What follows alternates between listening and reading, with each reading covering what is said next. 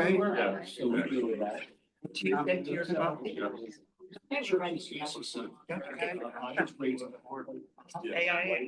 It's all about no. I don't go. Well, I look at it. My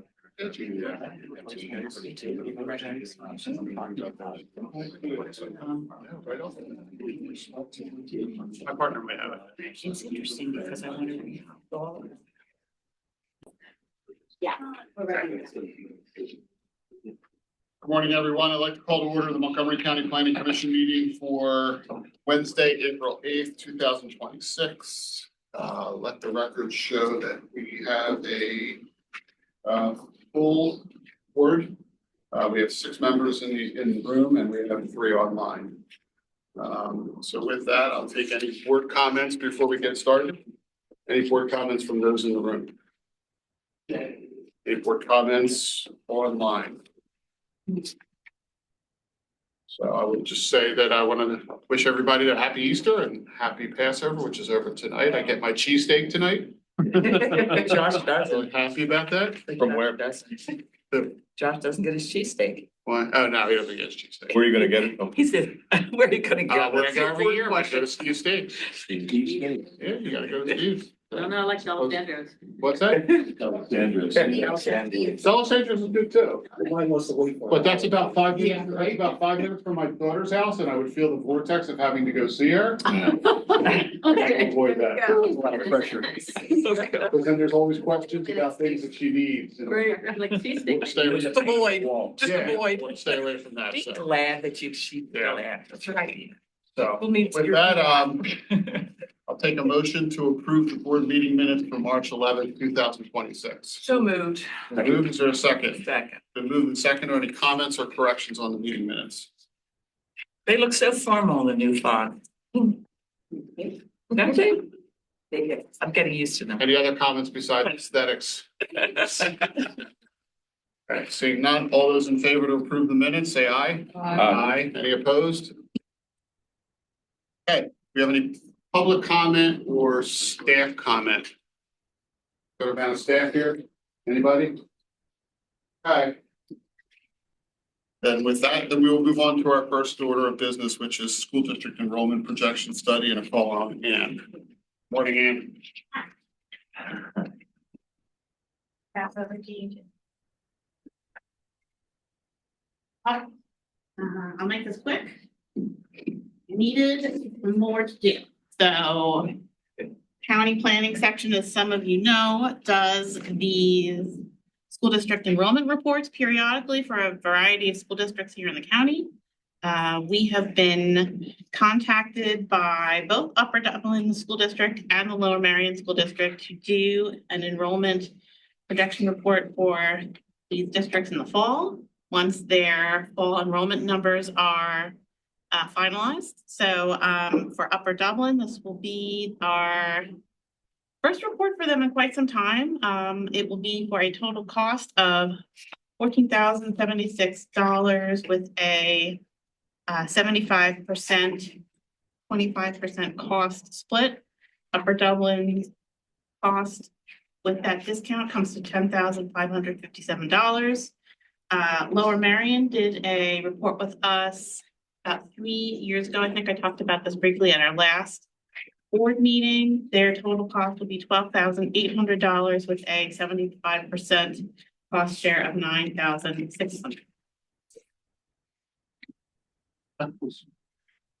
So before we get started on any comments or questions from board members, I'm going to get the resolution. So before us, we have MCPC Resolution 26-4.1 short-term contract resolution of April 8th, 2026. And as Andy said, the contract's on here, number 205, which is Upper Dublin School District.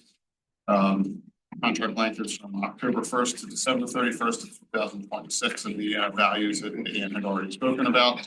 And then we also have contract 707 Lower Merion School District. Their contract dates are September 1st to November 30th, 2026. And once again, the values that she spoke about, just a comment on the values that were in the original agenda. We're slightly off. The Lower Merion is $12,800 total cost. as opposed to what was in the original, which was $12,694. So anyhow, with that, is there a motion to approve the resolution? So. The move, is there a second? Second. Second, are there any comments or questions from board members? Just a really quick one. Do we, where you have a repeat client, do we ever go backwards and look at how our projections compare it against reality? We do. We usually take a look at our prior work. The trajectory of what we thought would happen versus what has actually happened. We aren't always the ones to do the studies as well, so we'll look at other studies that have been done by other consultants. It's a mixed bag. I think that generally, generally our predictions are pretty good, but we're also using a very limited number of inputs, and things happen all the time that we're just caught off guard by, like pandemics, for example. So, you know, those are factors that are really hard to quantify. I was gonna say that the pandemic puts a dent in those years as far as tracing those things. And I also wanted to add, as part of the county expanding its the performance measures, I think formerly called keep KPIs or key performance indicators. This is one of them that we're boosting up to have a more substantive tracking. Specifically around the school reports or around, okay. And it did mention that something about Lower Merion go to full day kindergarten. And was that in response to what we said the projections were? I mean, it was mentioned and I was wondering what the connection was. The full day kindergarten, I think, was a long-term desire of the school district. I think almost all districts now in the county have full day kindergarten, with possibly Springport being the only one that does not have it, and they're shifting to a full day kindergarten model as well. It was not our Springport. Yeah. I don't think it was a result of our projections, more so community's desire to stop paying for daycare. Do our school districts do extended day? Yeah. I think all of them have some sort of before and after care availability or partnerships with area organizations that provide that kind of service. Any other questions or comments for Ann?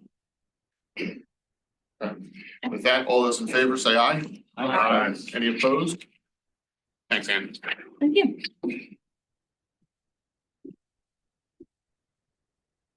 Next up on our agenda is our median housing prices for 2025 report.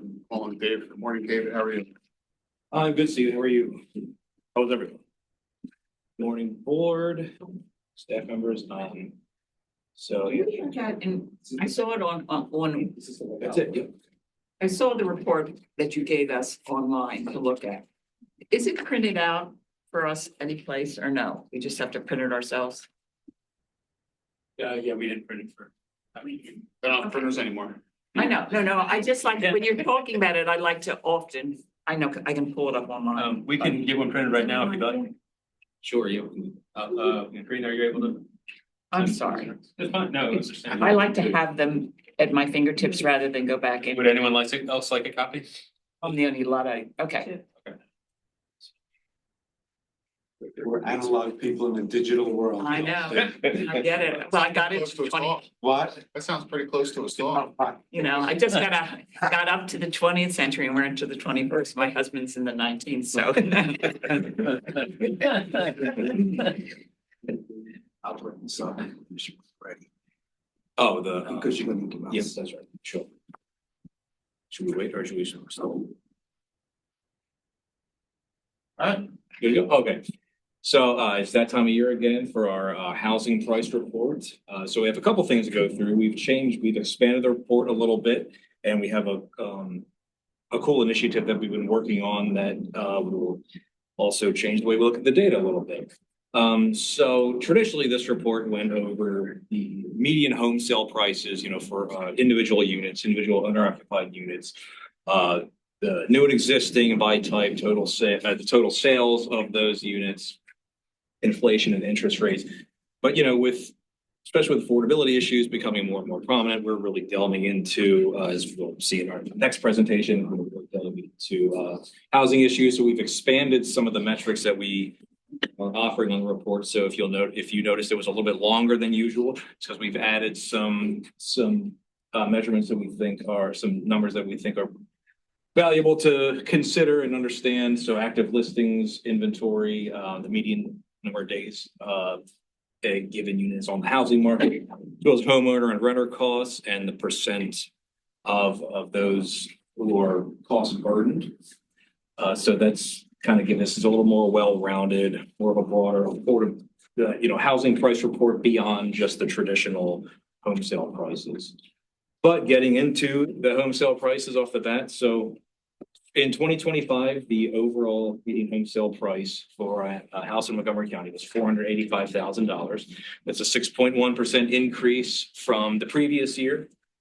Single-family detached homes were just under $570,000. Single-family attached was $405,000. Multifamily, which typically is use individual condo units, so not whole developments, $292,000. They saw a jump, a little bit more of a jump than the other types, going up by 12.3%.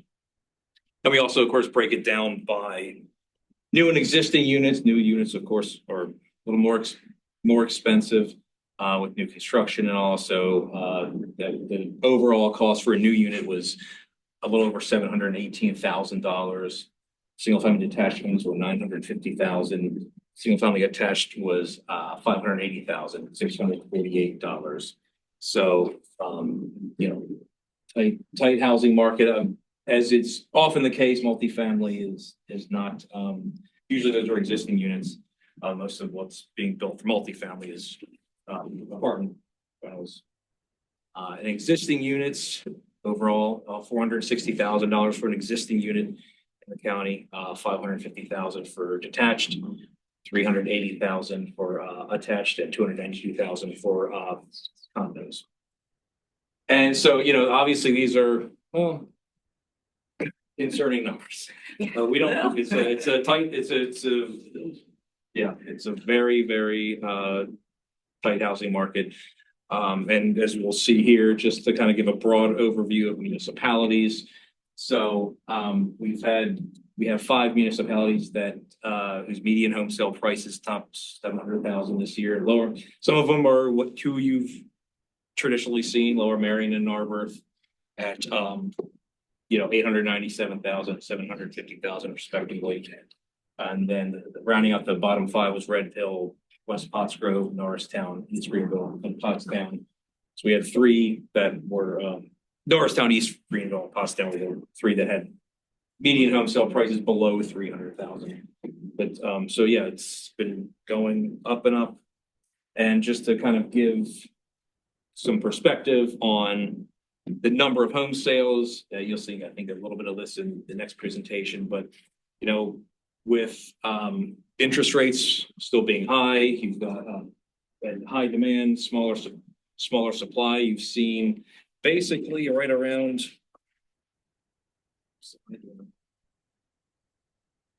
Just making sure it's turned on the side. If you smack the screen, it'll work. That's what I traditionally. Yeah. So right around 2023 to 2025, that's when we saw that drop with the interest rates rose. So you're just not seeing as many homes being sold. So it's big drop from 22 to 23, but it's not level now. So it's pretty much stayed around the 9,500 mark, 9,500 mark for total home sales. Multifamily, of course, it's a little bit more not variable, but it doesn't quite follow that pattern. But the bulk of your home types are going to follow that pattern, just kind of leveling out at the current levels that they've been at for the last couple of years. And David, just to clarify, the multifamily is only condos. Yeah, that's right. That's right. So the median number of days on the market. So this is some resources from the Federal Reserve Bank of St. Louis. It measures just for clarity, it's the median number of days that a on the market for listings in the county is kind of aggregated together for the year. So basically any, the given number of days that you would, have a house on the market. So that was, as you can see, it's dropped really significantly since 2018. So for 2025, median number of days that a listing was on the market was 38 days. And these are measured from, at least the way the realtor.com measures it is, from the listing date to closing. So that seems like obviously there's homes that are on the market for much less than that. But it kind of falls, it's pretty much par for the course for at least the collar counties. Bucks County's 41, Chester, Delaware, around the same 38 days. And they all follow the same pattern since pre-COVID numbers. They've dropped significantly in terms of the number of days. So, these homes the homes that are going on sale are being snatched up even quicker than they were before. So that makes it even more competitive. And the number of active listings on the market, this is the number of active listings in a given month, and that's aggregated for that entire year as an average. So you can see obviously much less than, which is kind of a broad pattern, but much less than what we see in the pre-COVID years. But it's has leveled out and even increased a little bit. So currently is the average active listings for the year was 982 active listings for the entire year? Or is that active listings at the end? It's an average, like in a given month, there was that average in there, yeah. So that I should have put aggregated average on there, but that doesn't sound very friendly to the year, I guess. But yeah, it's an average for the entire. And so slight increase, but still much less than what we've been, what people have to choose from in comparative years.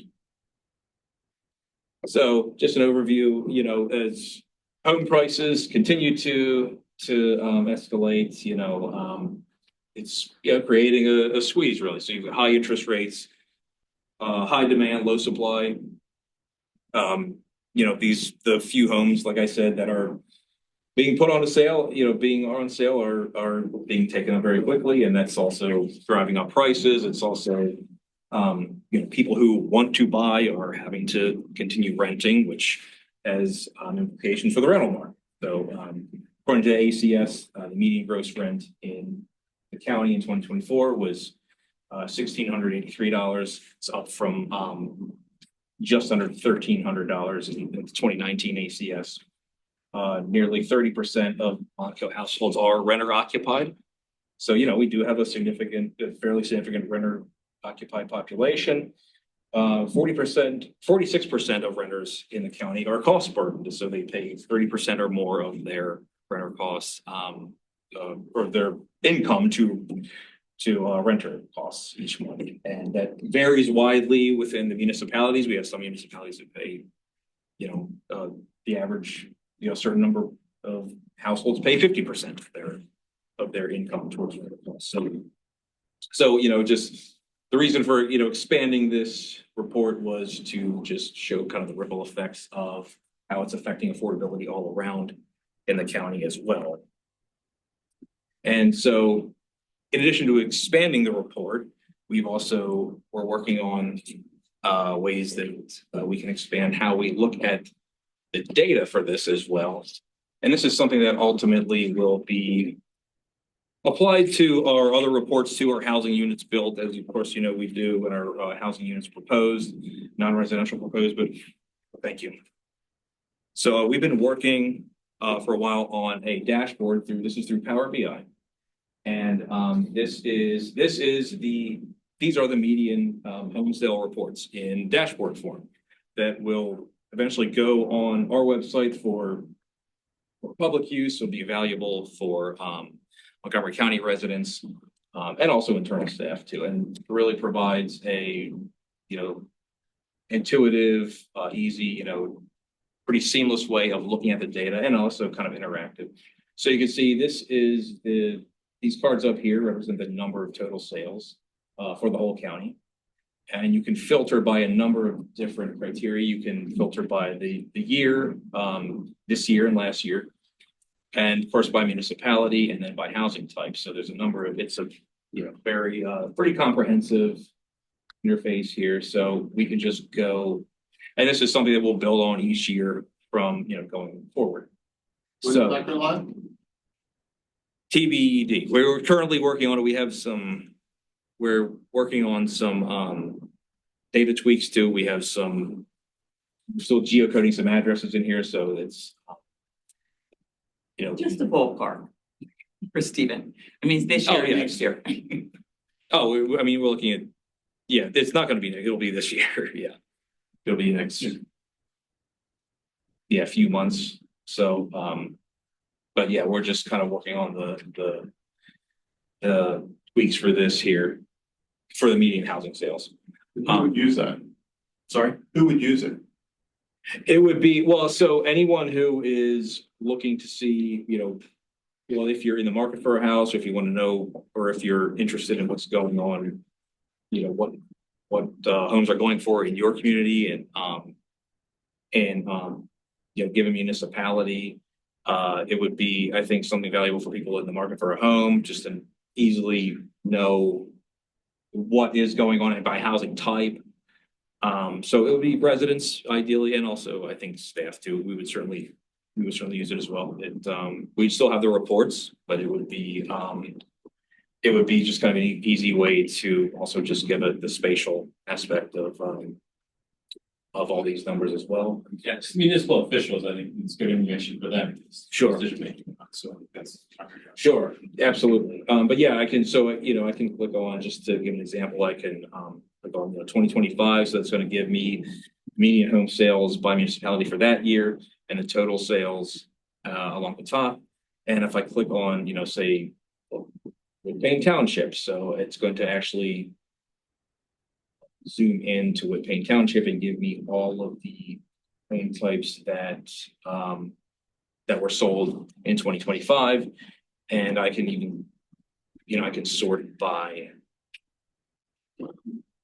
housing type as well within the municipality. So you can have a lot of filters on at once, and it can zoom to the lot level.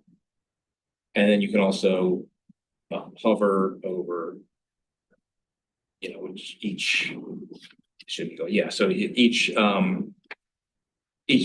property, you can hover over, it'll give you the housing type and the home sale price for that particular address. And it gives you a range of the prices that they went for as well. So that's valuable too. Just something that we've been working heavily with our GIS team on. John Stinker in particular, he's put incredible work into this, because really it's a lot of complex data that's going into this, and we're having to format it in a way that is both easy to read, but also ensures an easy update as we update it each year. Is there, and if it's too tough to tackle at this stage, maybe just down the road, sorting instead of by municipality, by school districts? I think a lot of people follow the data or choose where to live based more on the school district and its quality versus the actual municipality. Great point. Yeah. So it's certainly something to think consider. Yeah.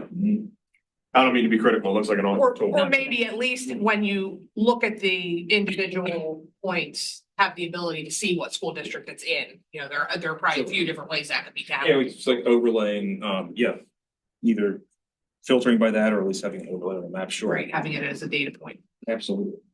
David, so this, you can't get in here and see the multifamily units that are rental. Can you see that? Yeah, you can't see not the rentals, no. Sales. Because what I'm trying to figure, and I'm not quite sure is that we've had so much multifamily built.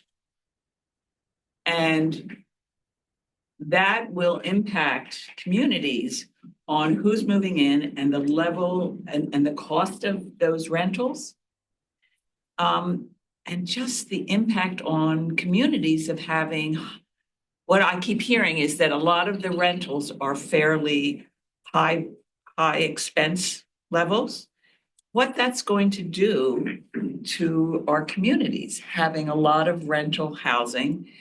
Does it have impacts on schools, or we had always thought that they were going to be more empty nesters, or, you know, and I think we're finding out that if there are larger units, a lot more kids in those rentals. So somehow there needs to be some understanding of where they are, if there's so many of them, and how many people are moving into them. Absolutely. So that would also be, you know, when we get to, as we work through this, we would, that would certainly be reflected in like the housing units build version of this, you know, that would show that. Just in a different place, but I'm just wondering, you know, because it's been those numbers have been so high for, I don't know, 10 years. Is that? Yeah, if I can comment on that, so the report we released last year was the characteristics of new housing, which gets at a lot of that data. That's not an annual report, so it doesn't get updated. Our school district studies are really an opportunity to look in the window of a specific area, and that is immensely helpful to, you know, when it jives with that area, with an area that we're seeing that activity, which it often does. But I would say we're still at the point where we're not seeing a lot of families move into these multifamily buildings the way they're constructed. Right. The homeownership rate of the county is still around 71%, I think. Might have dropped a percentage point or two in the last decade or two. But still, we are a majority homeownership county. Right. So I think those are definitely valid points, and we have some already available to address, can continue to, but I also think we're Moving toward that. overstate it at this point. Overstate. I wouldn't overstate it. No, I'm just I'm curious, and I don't know specific what I'm curious about, but I know that it's impactful in some way, and Certainly. I'm wondering what we should be doing to think about it. You're saying we are thinking about it. We're just not quite sure how. Yeah, and it depends on the area, of course, by the activities. Yeah, it varies widely. The more interesting part is not whether there's more people moving into rentals, as Scott was saying, it hasn't changed substantively. However, the cost of rentals has gone up, and there's less options because getting a mortgage, interest rates are higher and housing costs are higher, but getting a mortgage is difficult, which is why you started seeing people gravitate more towards rentals, but rentals are higher and there's not enough supply. Well, we have seen that trend, but there's fewer households with a mortgage in the county. Yeah. That's the percentage of households with a mortgage in the county has gone down. And there's also this trend of institutional purchasing of single family homes, which is not necessarily going to be picked up in some fashion because those homes will be used in rentals, but not necessarily, they won't necessarily show up. Yeah.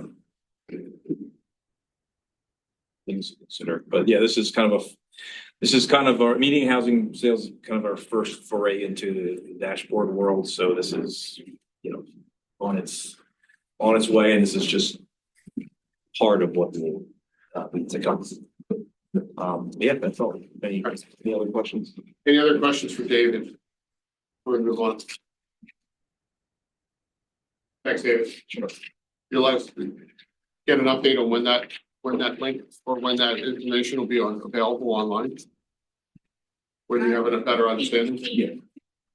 To a whole new website.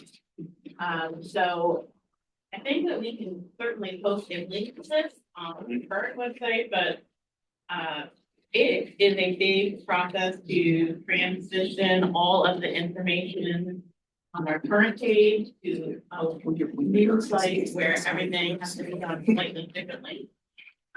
But I do think that this dashboard is nearly ready to go. It's just a matter of figuring out how we can best incorporate these symbols into the new. Whenever we figure out whether to go live, I think some board would like to know that. Absolutely. Thank you very much. Next up is housing attainability update on county initiatives. It's too early. So we got Ann, Scott, Patty, and Claire. And Chloe and Johnny. And friends. I lead off. Oh, it's spring now, right? It's spring. Yeah.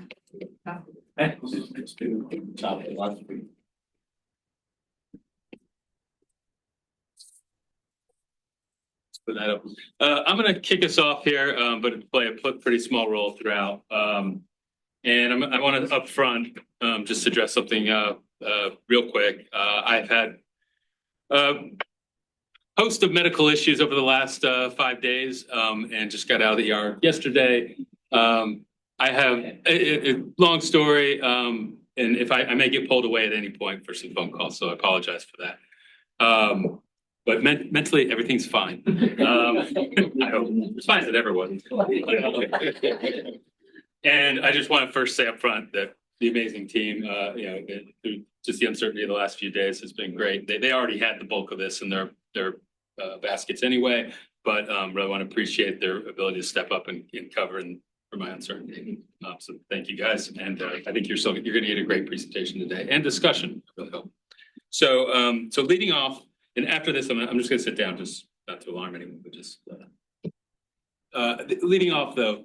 This is an effort we wanted to do to bring it to the board. There's a lot of stuff that's been happening with the county over the past year, and we're gearing up towards a more significant announcement of some of that activity to the public through the commissioner's office, as this is certainly one of their priorities. And a cross-departmental team has been in action, like I said, really over the last year. Stemming from 2 years ago when Commissioner Winder hosted a big forum and event for the countywide officials, municipalities, anyone who's around for that. But this is all kind of ongoing and still addressing the problem, which has not gone away, unfortunately, and probably will not. It needs activity. So if you go to the next slide. Last part of this introduction is to give you an overview, or I have it, sorry. This is a little Venn diagram, and we'll provide this PowerPoint. I think it'd be useful for you to have. Oh yeah, this you do have. You're right. You may want to follow along. Yeah. Let's keep track of everything. It was. Yeah, this was an effort to kind of put all the little programs and initiatives, starting with what's currently happening or what we've been working on. And I say we, the county. About half of these, as you see, are MCPC based programs and things, but there's some important things coming out of our Office of Housing and Community Development primarily, and also Policy Office. So this is just kind of a way to put what we've been doing, what's in progress and still going, and some of the things we identified for future initiatives. And we're going to talk about most of these throughout this presentation to give you more update. But this is just a good framing for it. We're also going to talk a little bit about the state housing plan, which was released last month, and the impact of that on us and what the state is saying. And then through the second half of the presentation, we're also going to do a deeper dive into one particular project along the vein of what we generally try to do, which is bring projects to you earlier on to get your input and feedback. And that's on our missing, one of the things is to figure out what to call it, but our housing guidebook in addressing middle density and missing middle type housing, and updating our series from way back in 2007 on workforce housing, which plays into that as well. So that's what you're going to see. And I just want to set the stage for that. And I'll pass it to, who's next? Andy.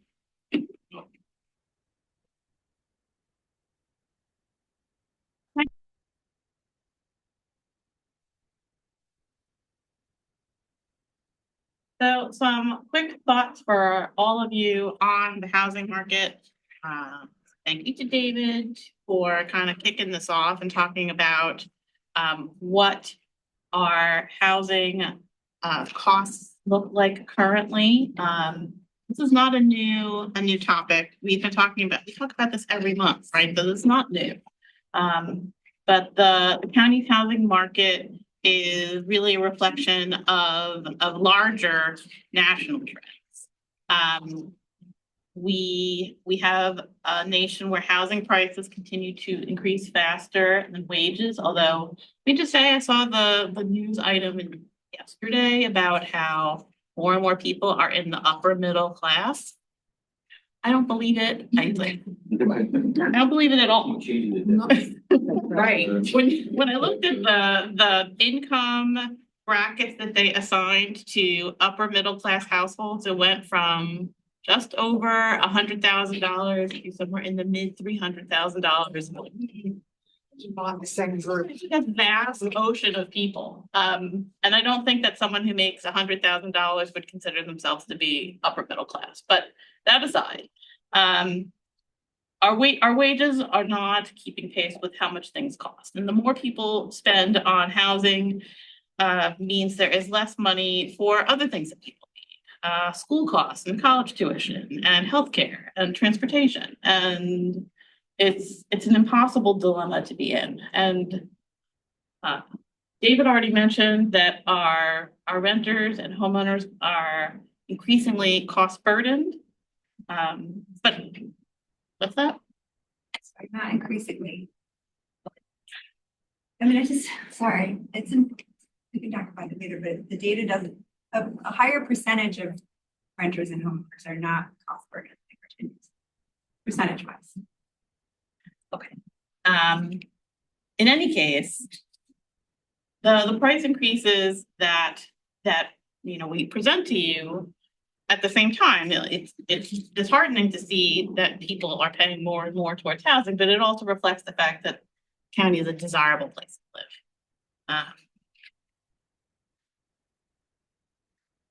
But it is challenging for people who don't make that much money to live here. This is a graphic from the National Low Income Housing Coalition about how many renter housing units there are for low income renter households.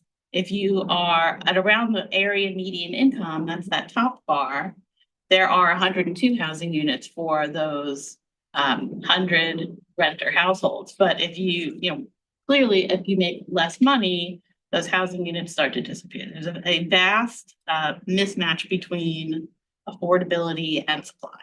And that's based on that 30% ratio. Yes, that if you are, to pay less than 30% of your income, yes. It's household income. Household Yes, income. absolutely. Correct. So like I said, this is not a new issue. We have been seeing housing prices climb for a very long time. David showed you the most recent numbers, but this is a trend that has been going on for a long time. We were concerned back when we wrote those reports in 2007, right? We saw this and we were concerned, but it's only kept going from there. And so at the time of our 2007 report, we had a very hard time attracting interest in the topic. We brought those reports out to municipalities and no one really wanted to talk to us about it. Increasing housing prices at that time were seen as a sign of economic success and desirability. Times have changed. Everyone wants to talk about this now. People who live here want to talk about it. Municipal officials want to talk about it. So that is, I guess, good that we are able to have this conversation. And one of the issues I think has been since that 2007 conversation is the face of the people who are challenged. People who aren't thinking about this have perceptions of who's challenged till they see that it's their son who just graduated from planning school, or that it's a LPN nurse, or it's the ambulance driver, or it's who the people are. They just don't understand the breadth of people who are important to have in your community who are challenged. So if it's a number, it's one thing. But if it's somebody you know or somebody you interact with, it's really very different. So I think we have to keep that in mind as we discuss this, not here today, but as we discuss it as a county. I absolutely agree. With that, I'm going to shift gears a little bit. County definitely wants to contribute to a solution, even though we have a very small role in the housing development process. And Claire is going to talk a little bit. Well, we're all going to talk a little bit about what we're currently working on, but she's going to start on. Okay. Yes. Where's the phone?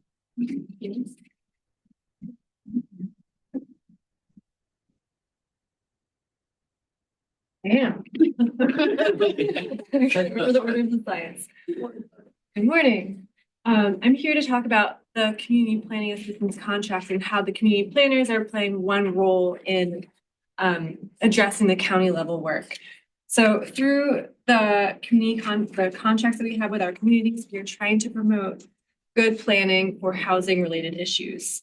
And that can involve a whole host of different things. We work with communities on full zoning updates, miscellaneous zoning updates as they come in through the communities.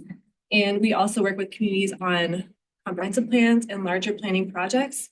And through each of these different planning processes, we try to promote diverse housing types and housing that is appropriate in certain areas depending on the context of the community.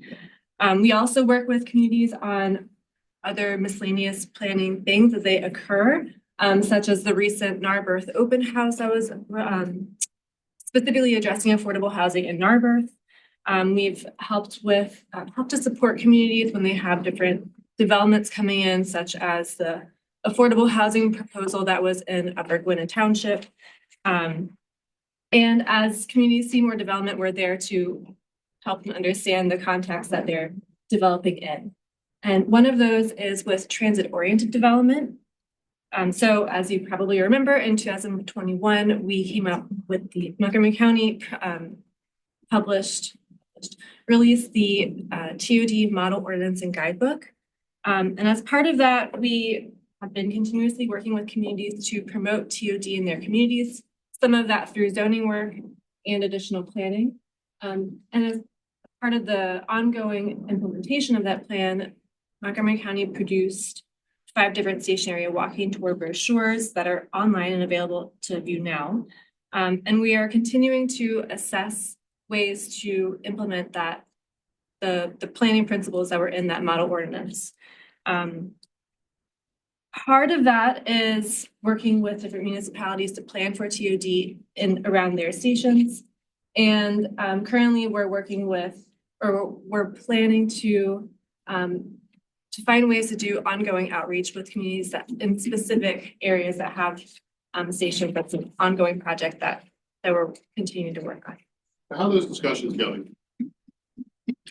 Depends on the community, but generally good. We have currently probably have been aware of the proposal that's happening in Ambler that was really SEPTA driven, but we have been working with Ambler and with SEPTA to amend their zoning and work with the community to facilitate those conversations.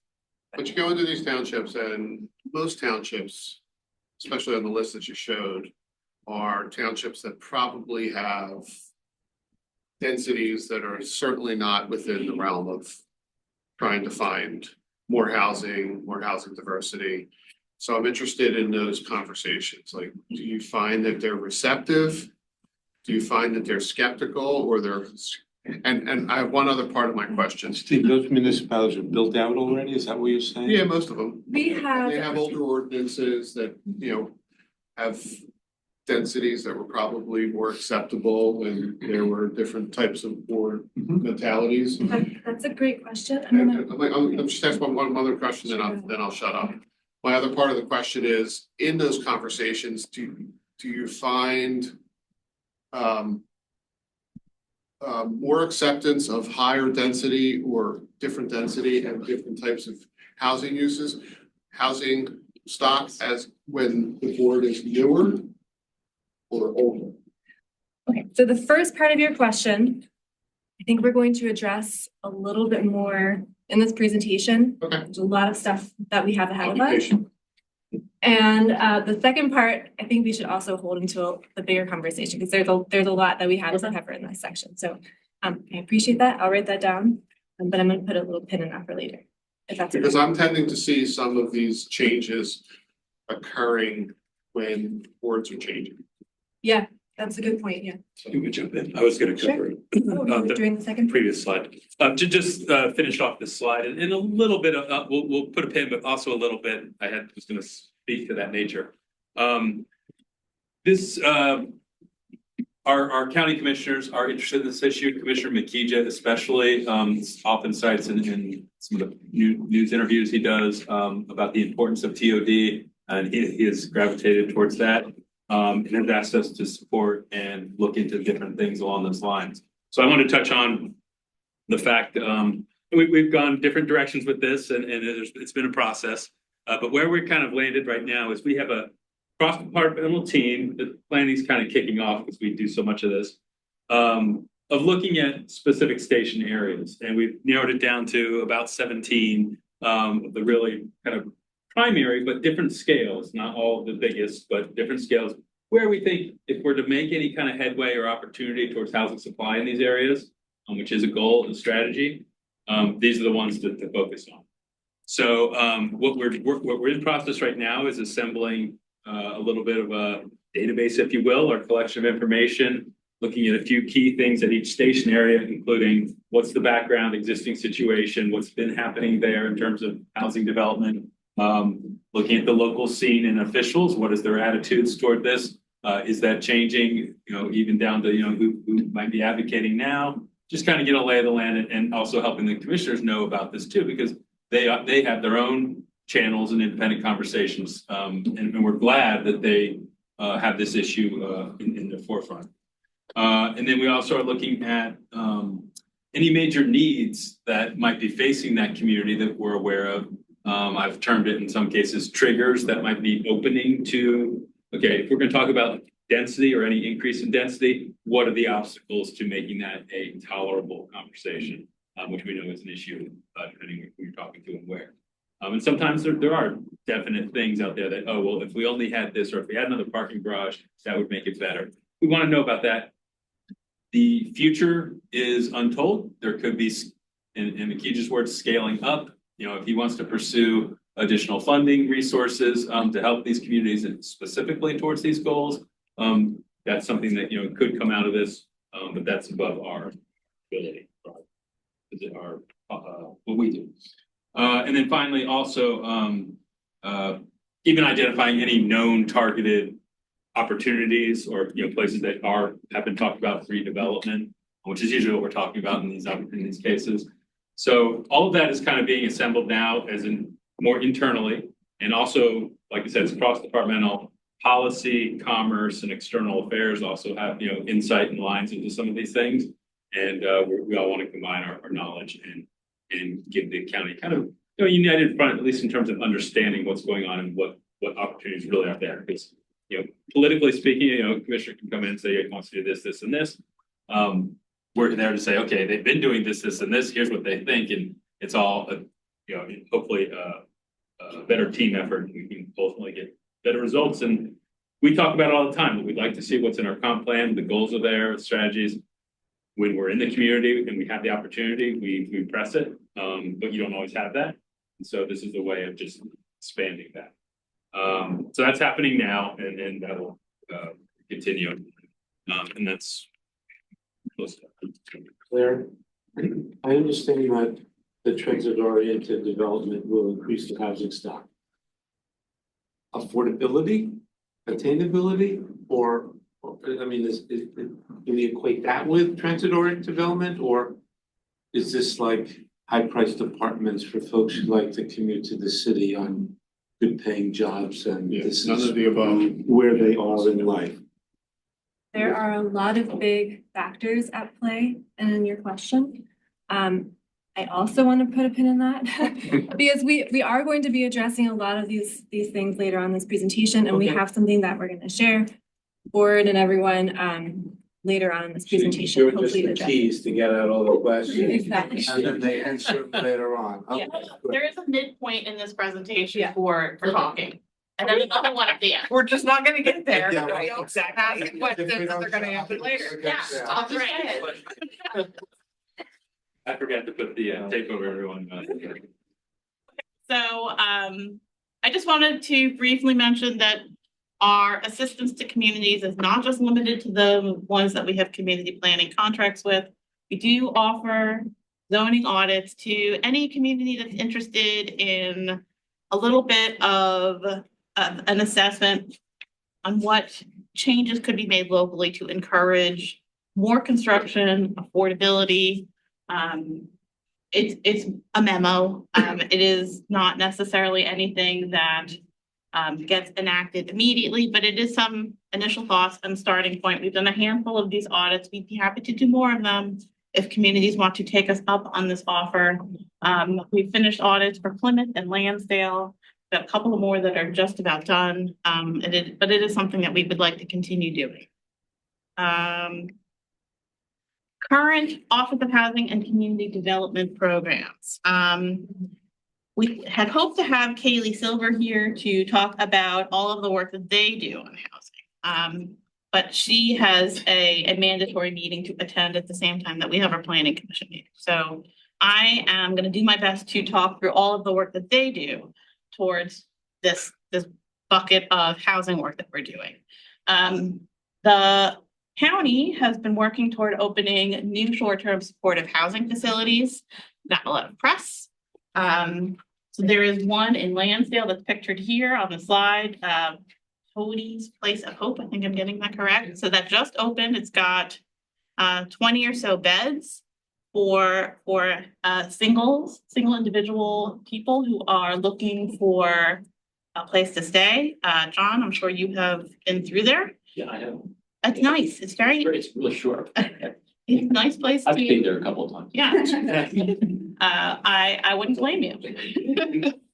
So that's a great addition to this landscape. We've got additional beds that will be placed here in Norristown at the CALB Center, which is the county's facility up the street from here.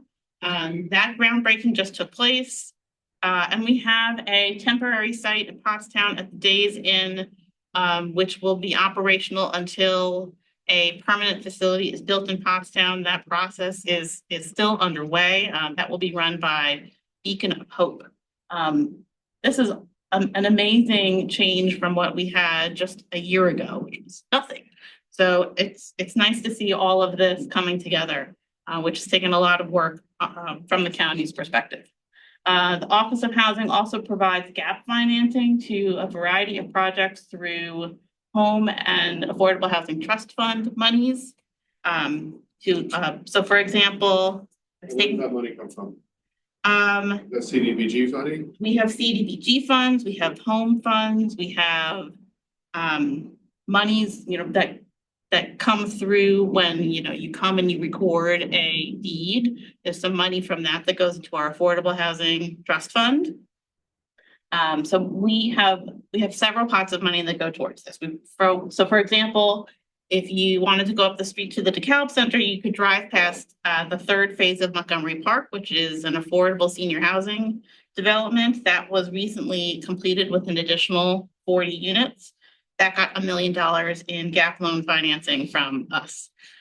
So that we have money to put toward projects that fit within the county's goals. Yeah, just to the home and CDBG are federal pots of money. The county trust funds come from the recording fees. That's internal. But Kaylee, I think, would be the first to tell you that all of the money that flows through her office is, it's not capital funds, or we don't have a lot of other sources of money that go towards funding these types of activities. They also have a very successful initiative that came through ARPA funds called the Eviction Prevention and Intervention Coalition.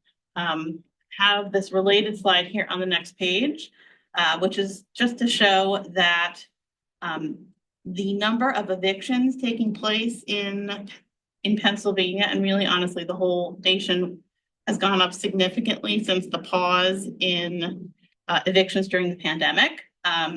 I know this is hard to see, but in terms of Pennsylvania, Allegheny, and then Philadelphia, and then Montgomery County make up this far end of the number of eviction filings.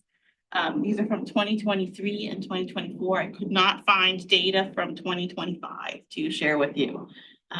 But the numbers are up and continue to stay relatively high.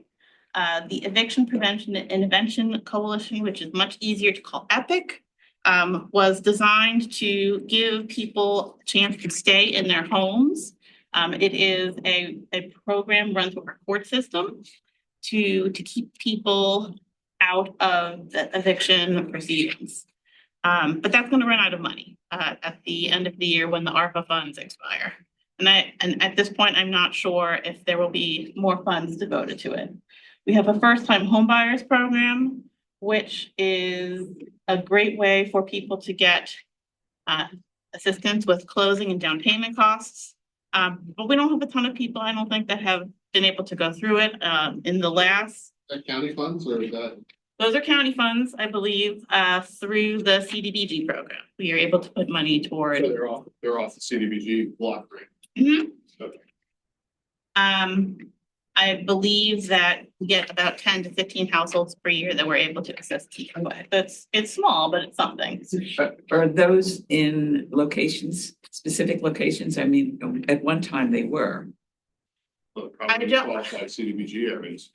I don't know if they're in particular locations or if it's just an income restriction that goes towards the first time home buyer. I don't have the same the metrics as distributing CDBG funding for, the next part, which is going to Okay. be the funds for the home repairs.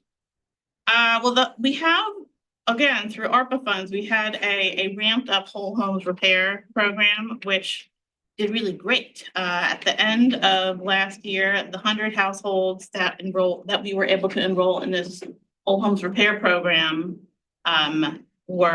most of them were still participating in the program. There were 63 housing units that were still getting repairs done to their buildings, and 19 repairs were wrapped up. But there was a huge demand to enroll in this program and have repairs done, but not enough money to keep that going. We do have other programs through our Department of Health and Human Services to, do lead paint remediation and things of that nature, but those are relatively small programs. We also have the Commerce Department who has, they have a Monco Forward Loan Program, which is a countywide initiative to provide funds to a lot of different things that provide economic benefit to the county. That is also includes multifamily development that is either affordable or for land acquisition. And so in 2024, the guidelines were changed to allow for the Commerce Department to provide funds to the Walters Group and the Pembroke Parkway property that they are working toward developing with affordable multifamily units. And I know that there's more, but I also know that there are other people waiting in the wings to talk more about our discussion series, and that would be Chloe. I will see back. Right, so we just started an internal staff discussion series about housing called Housing is Important. For a couple of different reasons. One is because it's a big topic and we wanted to put some attention and focus on it for staff here at the county. And the other is because of some of the things you guys already brought up. Some of the issues are really complex. We wanted to examine them in detail, really understand them, trying to deliberate what are the solutions, what role can the county play, and clarify our own stance on certain things. So we're trying to work on, as you'll hear later, and actually Anne briefly mentioned this model ordinance and guidebook related to housing. We have to be clear on what we want to say. And also because we wanted all of our community planners who are out there in the municipalities, when these issues come up, to be able to speak with, they're all really knowledgeable, excellent planners, as I think you guys can, but to really have an understanding of the issues related to housing, be able to talk about them. So all these things kind of inspired us to start this discussion series, including all of our community planners, 4 county planners, got a Patty, a representative from the Commissioner's Policy Office, which they now have, and then of course our Office of Housing and Community Development. Initially, we just had 1 or 2 of them coming, but now we have more and more of them are wanting to come to you, which is great. I think coordinating with them and talking with them about housing issues makes a lot of sense. So Anne and I, along with Claire and John, have been organizing those. We have had That one. We've had 5 so far, focused on inclusionary zoning, homelessness. We had one focused on Pennsylvania's housing plan, one about sustainable growth, one about parking. We have one coming up about housing supply, which gets a little bit to the question you were asking, Jonathan, about, well, does just building more housing in TOD areas help anything? That's actually there's an interesting in-depth discussion on that topic, which we're about to have as a staff. And then data that also came up briefly when I interrupted Anne, because the percentage of cost burdened owner households in Montgomery County has gone down over the last 10 years, not up, and renter households have stayed the same. So that's part of what has inspired us to do a much bigger data dive, which brought up something else I said earlier about, well, there are fewer households with mortgages in the county. So that's probably part of why there's fewer cost burdened owner households. That isn't necessarily a good thing. If people aren't buying houses and taking mortgages, like that's maybe a problem. So looking into the data in more depth and also segmenting it by income bracket, which shows a very different picture than you just look at the entire median for the county. So we're having a whole meeting that will be focused on that. And we have some other topics coming up related to that. So that's been super interesting. Great discussions, good time well spent for staff, I think. And then we also wanted to mention, we are still working on the comprehensive plan, believe it or not. This comprehensive plan is going to have a whole chapter about housing. Within that chapter, there's 4 vision statements. One is focused on variety and affordability of housing. One is focused on housing for seniors and people with disabilities. One is focused on the location of housing, trying to focus it where infrastructure exists, near transit, where there's job access, infill. And then finally, one focused on types of emergency housing, including short-term supportive housing, as well as code blue and code red housing when it's extremely cold or hot out, for example, other things. So, and then each of those vision statements has a whole set of goals and strategies that go with it. So we are still also working on that as part of the comp plan. And now it goes to somebody else again. It goes to Patty. Can I just make one comment before we go on to the next section? I know we're. It's okay, go ahead. Limit interjections, but just a friendly suggestion that among the stakeholders that are part of your discussion group there, I don't see the housing authority, and I know housing authorities can be an odd bird. And sometimes maybe not the greatest name, but in my opinion anyway, as a practitioner in the field, when you look at the spectrum of housing supply and provision and whatnot, and they often serve extremely low income folks, and I would just encourage, I think Joel's a good person and a really good thinker too, and so I would just encourage you to have him as part of the stakeholder group to the extent you can. Yeah, I appreciate that. He's been on our steering committee for the comprehensive plan, but we haven't included him in that discussion series. I think we can have a whole session with him and invite him to other sessions. Yeah, sounds good. Okay, so I am your last act before we have that first discussion time, just to give you that heads up. So if you want to be able to. Sorry. And I am going to be now talking about something that's, a little different, a little bit more of the outside influences of the pending legislation in the State Housing Action Plan. I'm going to do those actually in reverse order. Oops, I went the wrong way. Sorry, in reverse order, however. So State Housing Action Plan has been all buzz in the last couple weeks. But let me just give you a little bit of background on how that got started. When Governor Shapiro came into office, he instructed his team to do a 10-year strategic plan for economic development. And as part of that, they went throughout the state, had roundtable discussions throughout the Commonwealth, and with different sorts of groups, and even some of their different departments, whether it's their Human Services Department, their housing. One of the topics that came up with almost every group was housing. Housing was an issue, God bless you. And it needs to be addressed, whether it was a housing group or whether it was someone on human health and human services.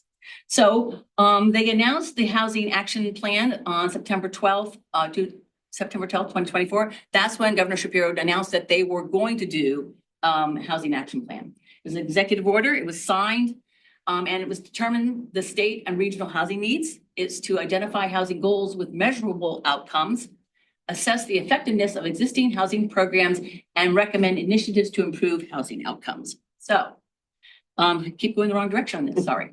So in developing the plan, they again went out and had roundtables. There were 15 different ones with different regions of the state and with different stakeholder groups, again, to try to get the whole picture of what was happening, how people felt about this, what their input could be.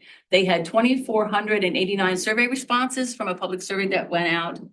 And then they also looked at the current state of Pennsylvania's housing market report. They looked at future trends, and then they did a nationwide review of the state housing program. So that led to the Housing Action Plan 2026 to 2035. It was announced on February 12th, actually very locally in Philadelphia, and by Governor Shapiro again. And it's a unified statewide vision. It has 5 goals and 28 actionable initiatives. I'm going to go through each one at length. No, I'm going to mention a couple of them, but and let me go into those. So the 5 goals were build and preserve Pennsylvania's housing stock. Again, bring more online, preserve what we have, expand housing opportunities for all Pennsylvanians, make it possible for the average Pennsylvanian to find and afford a housing. Provide pathways to housing stabilization and sustainability. So again, this was working with even the Department of DHS on housing supports and human services and folks going through crisis. How can we make sure that that isn't the reason you can't have a home? Modernize Pennsylvania's housing development regulations. So work on fixing the regulatory systems and review of the MPC. I know you're gonna love this one, Steve. And then achieve operational excellence across the state and local governments. So take an internal look at themselves, how their different departments work, what are the barriers there that make it hard for this to happen in a more efficient way. Part of this is also appointing a Deputy Secretary of Housing. That's part of DCED. The Department of Community and Economic Development. Sorry to use an acronym. They're going to do a review of the municipality's planning code. And eventually, they need to build our way out of this challenge. One of the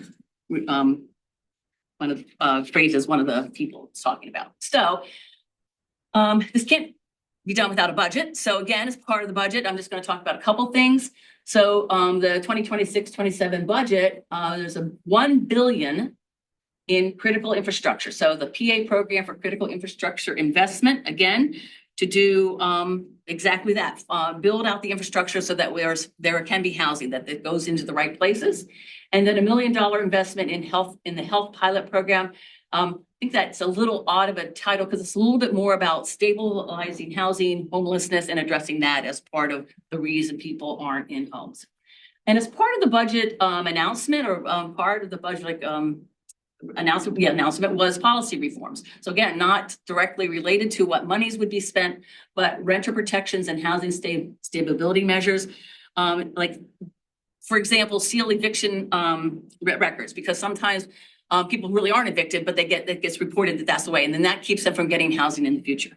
And then also people who have like what would be considered non-violent criminal records that then, because they have a criminal record, they still can't get housing or get approved for housing, but it was not a non-violent offense. Address tangled titles. Someone dies and somehow the title's all messed up. It takes months. And so it's how to circumvent that probate process a little bit. Protect manufactured housing communities. Those tend to be what are affordable now, naturally affordable because they're mobile homes or manufactured housing. But what can happen is all of a sudden the rents go up. And so there's a cap on lot rents on those rentals. And then streamline the statewide housing leadership. Again, getting back to how the departments work together and looking at perhaps the code we work under. And then planning and permitting. It was actually part of that announcement was to modernize local planning, zoning, and permitting to reduce barriers to residential development. So that again, it was about the MPC. So now I'm going to go on to the state legislation that is pending right now. So this is a big chart. There's a half a dozen bills that have been announced, mostly in the House, but there's a couple in the Senate. I am not going to talk about every one of them, but I am going to highlight a couple of them and what it looks like their progress might be. So allowing ADUs. So it's House Bill 2168 is removing barriers to the creation of accessory dwelling units. It was introduced by Representative Inglis. You're going to hear his name a few more times. He represents District 38 that's out near Pittsburgh, out in the Allegheny County. It has bipartisan support. This actually had a press conference a couple months ago that I did attend in Harrisburg. And you can see there's a lot of Ds in there, and the ones that are in bold are our local reps, just so you can kind of see that our local reps are some of the ones supporting this. And then on the second line is the two Republicans that are supporting this are co-sponsors. Interestingly, Zimmerman represents the area just outside of Lancaster, not Lancaster City itself, but that sort of somewhat rural area outside of Lancaster. Is to allow ADUs by use by right on a single family lot. It amends Title 53, not the MPC, and the reason for that is that Title 53 would then make it effective in Pittsburgh and Philadelphia, which the MPC does not cover. So again, it's meant to be statewide, and it certainly wants to target those cities as well. It is preemptive, and I was told that I should probably talk about that. What that means, it would preempt any local zoning. So you can't zone against it if it passes as law. You have to allow for it, and so that is something that, of course, will be the point of discussion in a lot of places. It is in the Housing and Community Development Committee currently, but it's expected to be voted out on the 13th. So they're having a hearing then, and the expectation is that it will be voted out to go onto the floor. So let me get to that in a minute.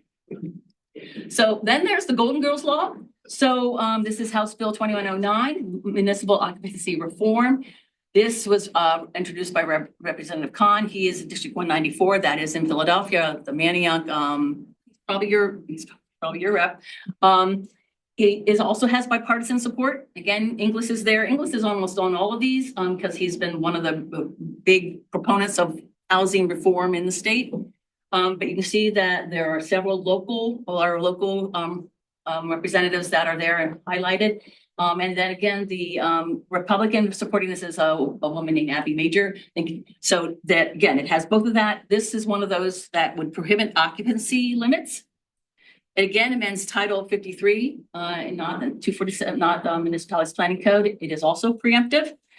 It is in the Housing and Community Development Committee as well, and it is also expected to be voted out on the 13th. I will say there has been some discussion, again, even in the group I am part of, which is at the state level of the Legislative Committee, that places like State College might actually want there to be some limits on this. And there's a lot of reasons for that if it's a college town. But again, that is the Golden Girls Law, and they're calling it that. Why do they call it the Golden Girls? Because in most places in Pennsylvania, Golden Girls would not be able to live legally in the same home. There's at least three. There are three unrelated in that foursome. So I blame Blanche. So it's not really occupancy limits. By non-family members. by non-family, that's just, Right. yeah. No, right, by non-family members. It does go on to that, yes. We're not changing the definition. of Most family. communities have pretty restrictive definitions of what constitutes a family. And you can only have a handful of unrelated people living together in a house. I don't know who goes out to check these things, but that's the definition. that most That's more, okay, I understand. Thank you for asking. Yeah, but yeah, no, thank you. So then there is the duplex, triplex, fourplex, which is House Bill 2185. It has also been introduced by Inglis, again, and it still also has bipartisan support. You can see there, a lot of the people, there is not, we do not have a local rep that is supporting this right now. And you can see Zimmerman again is the co-sponsor on this on the other side of the aisle.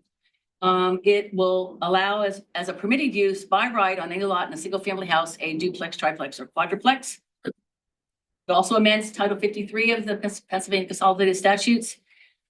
So this is somewhat preemptive, but there's special provisions that you would have to show proof of concurrency. Again, a big word, but that's what they use in the bill. That means you have to show that the infrastructure is there to support doing that instead of a single family home. It is currently in the local government committee, but there is no scheduled vote at this point or hearing for that. It might be voted out. Are there specific criteria to evaluate whether the infrastructure is there for it? So I think what I read in it was that the developer has to show a letter from, nope, that's on a different one. Good question, Steve. I don't quite know what that criteria is. And that might be, the devil is in the details, and that might be what the issue that would be discussed. So and then the other one I wanted to mention about from the House is the elimination, spelled that right? Yeah, elimination of parking minimums. House Bill 2185, prohibiting municipal parking minimums. It's represented by our own Representative Scott from District 54. It also has bipartisan support. You can see the same names. Inglis is there. Malagary is one of our local, another one of our local legislators that's on this. And again, Zimmerman is on the other side of the aisle and is supporting this. It prohibits parking minimums totally, except, like I'll jump down to preemptive, except as required by ADA. So if there's issues with that, then that would have to be provided. It also amends Title 53, and it is also in the Housing and Community Development Committee, but there is no scheduled vote at this point. And then I just wanted to mention as part of one of the ones that. So it prohibits parking minimums. Mhm. So if a municipality. When it comes to residential uses, let me make that more clear when it comes to residential uses. Okay, any residential use. So on a multifamily, you can have zero parking, except for ADA. Yeah, now why someone would want to build that and not offer parking to the people that they have to rent it to, I'm not sure. Again, it's about the idea that the market is the place to determine how much parking is needed. So again, let's get into the discussion in just a second. I'm almost done with my part, and then we can go into that. It's gonna come up later. Yes, but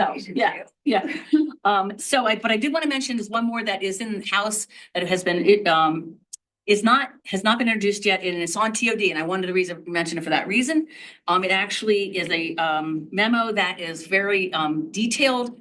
There's a local person from Narberth that's helped even write some of the language for it. But it is actually being looked at by a working group that is being sponsored by 10,000 Friends and then a PA Coalition for Housing. Claire and I are on that group with them to help talk this through because it could eventually have some merit, but the way it's written, it does not right now. But again, something that somebody is thinking about, and I'm pretty sure that was introduced by Representative Inglis as well.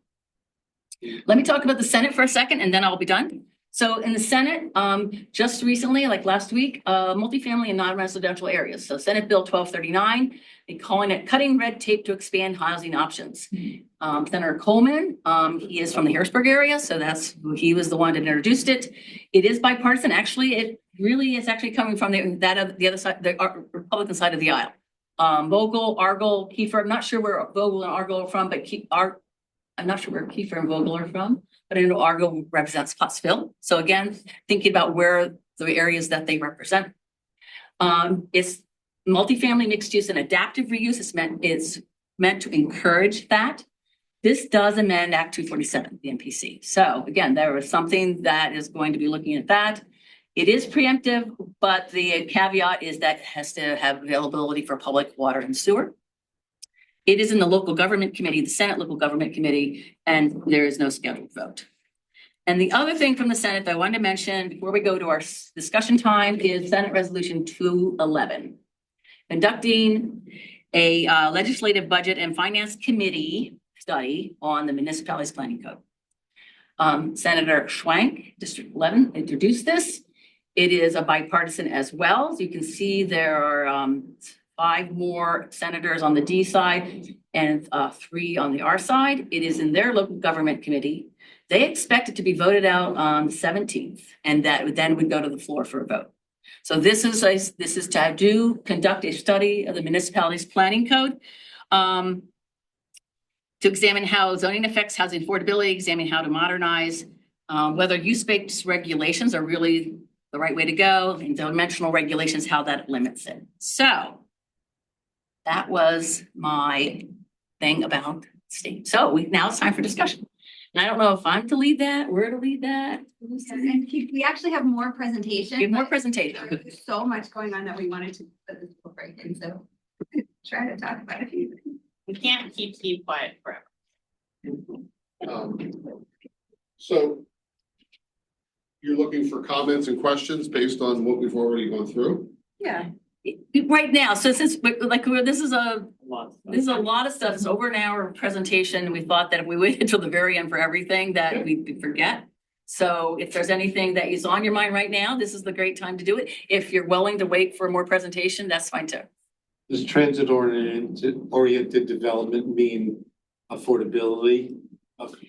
Again, Question before That we is put a a pin in it. It is. I'd like to discuss that. I mean, does it just mean more housing units in that particular municipality? Or does it mean that there's going to be some affordability or attainability in those units? Well, yes, to begin with, I'd say there are a few different things. One, promoting housing near transit is, I guess everyone's probably on the same page about this, or at least to a degree. It allows people to be able to more easily commute to work or commute to do errands, and that can save on transportation costs, because in addition to housing costs, transportation costs create a burden for certain households. Also, housing, as Chloe mentioned before, building more housing in general, increasing the housing supply is one way to help reduce the cost of housing generally. That's a long-term strategy to do that. Of course, you're not gonna. I know that a lot of the housing that's being built near transit does tend to be more expensive, but it's that idea that you're going to be increasing the housing stock overall, and with time, those units everywhere will decrease in cost. Another thing that we have discussed, but I don't know how much we're going to talk about today. I think there is a slide on this later, is inclusionary zoning. The requirement that some of the units, that there can be an increase in density.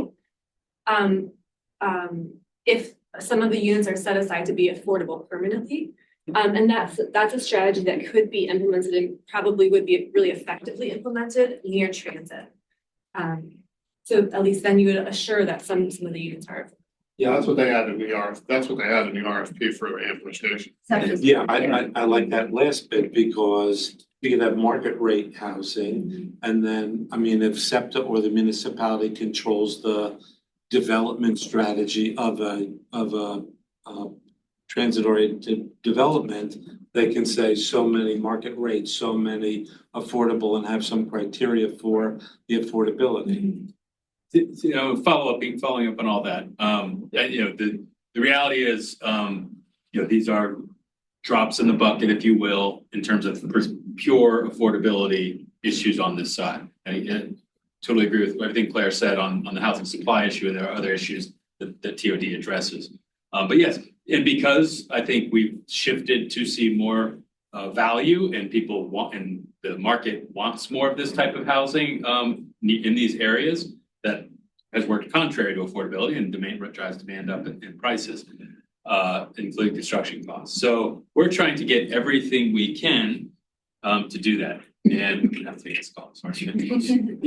I would say that like some of the most significant price increases in the last, thinking more like 10 or 15 years, have been in our more walkable communities. Places like Ambler did not used to be expensive, and now it's very expensive to try to live there. For example, so that, like Scott was saying, the market demand for walkable housing near transit, near amenities has really exploded. And so new housing without any kind of subsidy is always going to be the most expensive because it costs money to build it. So that's going to cost more, but for people who are looking for, hey, I want to live in Ambler, if there's more options for them, some of them are going to be able to afford the more high-end options, and those who aren't might have a little more of a chance of getting in if there are some new high-end options. Basically what there are. And if we go away from TOD, I would say that some of the bills that are like they're pending or could be pending, that those are opportunities that something could be more affordable. If you're taking one unit and making it into 4, are you really going to sell each of those for the same price that single cost? Or it might still, so again, eventually that would help in that process. So if we can go on, that would be, unless you're good, but no. I wonder if Kim has a comment just because. Hold off on that. Dulcie had something. Sorry. Just a quick. For decades, we've talked about transit-oriented development, and we just went through the issue of the expense of trying that prime location. Now that these communities that were overlooked for many years now are so desirable. Right. What about the rest of the county where people don't necessarily want or need to have access to transit? So there's just so much out there that we need to think about those places as where we can get reasonable middle, whatever, missing middle or whatever it is. And it's so much to me about where you place it, how you arrange it, and what it looks like. The design in those communities is what often precludes people accepting them. So that's a big issue. I agree. And again, we think of TOD as one of the tools. There are many others, and they'll be and again, the T is going to be talking more about what's our next steps are and what our upcoming stuff we're doing. So was there? Comment online. Yeah. So I'm a little frustrated, and I'll tell you why. We talk about a lot of the same things, all important issues, and I love the advancement of a lot of these issues and trying to work with the municipalities, and understanding what's happening through the state legislature. I mean, I think a lot of those bills won't get to the Senate, won't get passed forward through the Senate. So, but that's a whole separate issue. What I think is lacking, and this is not a criticism of everybody that's working on it. I think it's just a matter of having the right avenue to get the information to put this into the whole mix. Is the actual cost of developing housing. Not, I mean, when I talk about actual costs, like everything from the time that somebody considers doing any kind of development that's related to housing, whether it's single family, detached, attached, or multifamily, when they purchase the piece of land, how much the land costs, the process that they have to go through, and how much that costs. You know, I understand there's, it's inherent, but then there's the cost of money and how long it takes to get through these processes, and how that is a burden on development, and that burden is a value, and that gets passed on in the back end, and then just the actual cost of construction. You talked about the red tape. How long it takes to get an MPDES permit, is just another factor into this whole thing. How in some of these municipalities, how long it takes to get sewer capacity.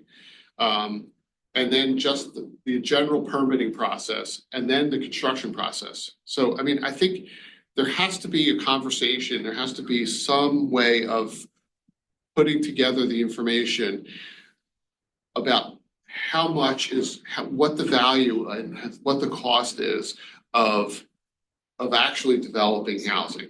Because, and I agree with Claire, you increase the density, and that's a long-term solution, because the more density, the more you liquidate, the more you dilute the amount of units that are there. So that is absolutely a help.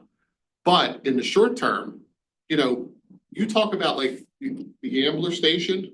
I mean, for the exception of the affordable units that are going to be required in there, they are going to be high-end multifamily housing. Like, I mean, they're going to be upwards of, the higher end of rents in that area, no doubt, right? Right. So they might have, I forget what the percentage was. I think it was like 10 or 20% of those units were going to be affordable. So, I mean, that's great, but it's a drop in the bucket. But it's still a drop in the bucket. So again, we have. No. Yeah. I agree. You have to start somewhere, and you have to do something, sure. But, the cost of building on that piece of land is enormous. And the process that they're going to have to go through the cost of that process, time and money, has to be part of this conversation. Well, I do think, we again, understand that, because we can talk about all the legislative stuff that we want to talk about, but until we understand the finances of a project and finance of how somebody gets from the inception to actually starting to bring those units online so that people can start living in, there's not an understanding of how to bring the cost down so that the end cost doesn't get passed on to the inevitable user. I think there's a lot of education there too. There's a lot of expectations when you talk to the public of like brand new units without any subsidies or somehow going to be affordable. Like, how do that because everything is just like you said, all the things you listed are so expensive. So there's like, that's not what's gonna be affordable unless there's government subsidy, which would be great. Like then which is extremely limited, as I don't need to tell you. There's a little bit, but you know, without that, it's not gonna be new units that are going to be. I think there is awareness of it, Stephen, I do, and I think some of these bills are trying to get at either how to reduce the red tape, how to get you through the development process faster, or how to reduce the construction costs. I mean, in the conversations that I'm in, which are a lot of the same as Patty's, there's awareness that, you know, and I don't know the exact numbers off the top of my head, but there's something like, you know, 127,000 units of shortage of affordable housing in the Commonwealth, and it costs $500,000 to build a new unit. You can't build that. No one can write that check. So without that money, what do? You got to try to nip at it, you know, in the ways that you're talking about. So I don't know how that happens. Once again, this is not a criticism of the work that's been done. It's just it's this albatross in the process that's not being addressed. I think so, again, I think that speaking of what Kyle said, I do think that some avenues are trying to address it, probably not adequately in many, at this point, for sure. I will say that when. But I don't think, and this is not you, I don't think they understand the problem. Right. That could be true. I think they are. Who's the they? Collective. I don't think they understand the problem. I think every time I've been in conversations, I've been in meetings about the MPC, I've been in conversations with DCED. I've had these conversations and they all want to change the rules. But they don't want to recognize that they can change the rules all they want to. There is still a process that the bigger rules that nobody wants to touch because it's, you know, it's like the third rail. They don't want to touch the bigger rules that would change the process of going through development and some of the costs. But the bigger part of it is they don't want to recognize that something, in order to make housing more affordable, there has to be funds available to do that. Because if you leave it up to the market, with the exception of what Claire said, that over a period of time that you add this density, you'll start to see some of that come down. But the only way you're gonna add that density is the market is gonna look for top dollar. Because that's where things are right now. I don't disagree. But again, I think there are small ways that this can happen. If one of these preemptive bills goes through, it will be that crack in some of the ways that things happen in municipalities. And it might be that crack that opens it up a little bit, but it's a good point.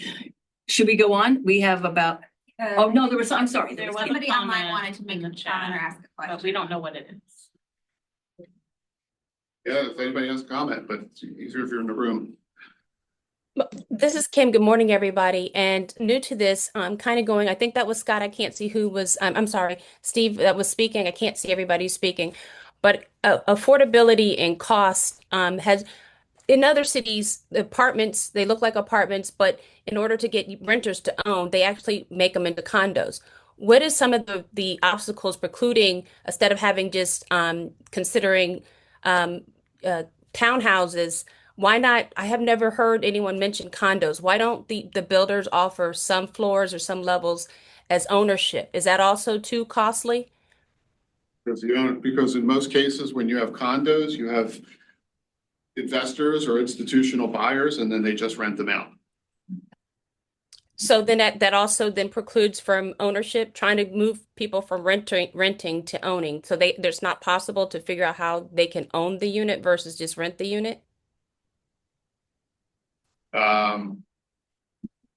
Once again, I can't answer this question specifically. However, you know, there's no way to legislate ownership of a unit when it comes to purchasing condos or houses, which is why you're seeing a lot of single family homes and condos being purchased by investors or institutional companies, and then they just turn around and rent them. Right. Okay. Yeah. So even though you get condo buildings, a lot of times those condo buildings are rented. I mean, there's one in Cheltenham Township. There's Shellmeyer, or I think it's on Township Line. And I think there's, I don't know, something like 90 units in there. I think 60 of them are owned by institutional buyers and they're rented. Or they're used for Airbnb. Couldn't the condo board of the homeowners association make a rule that it's Right. gonna be owner occupied? Joe? Yes, so. I don't know. But kind of bringing awareness to what you're saying is that the people saying that we need affordability and attainability, if the laws or the investors are allowed to do this, then we're going to be doing this spiral of constantly trying to figure out how to do it. If we come with a solution like a condo, but we're allowing investors to buy up the units. I don't know who regulates that, but it seems like it's kind of what I think Steve was saying, that those who are saying it, they need to really be aware of the issues that are really impacting, or the foundation of what's impacting affordability and attainability. So we have a comment from online from our own Nat Popek that his own HOA, he has a condo and they limit how many can be rentals. Yeah.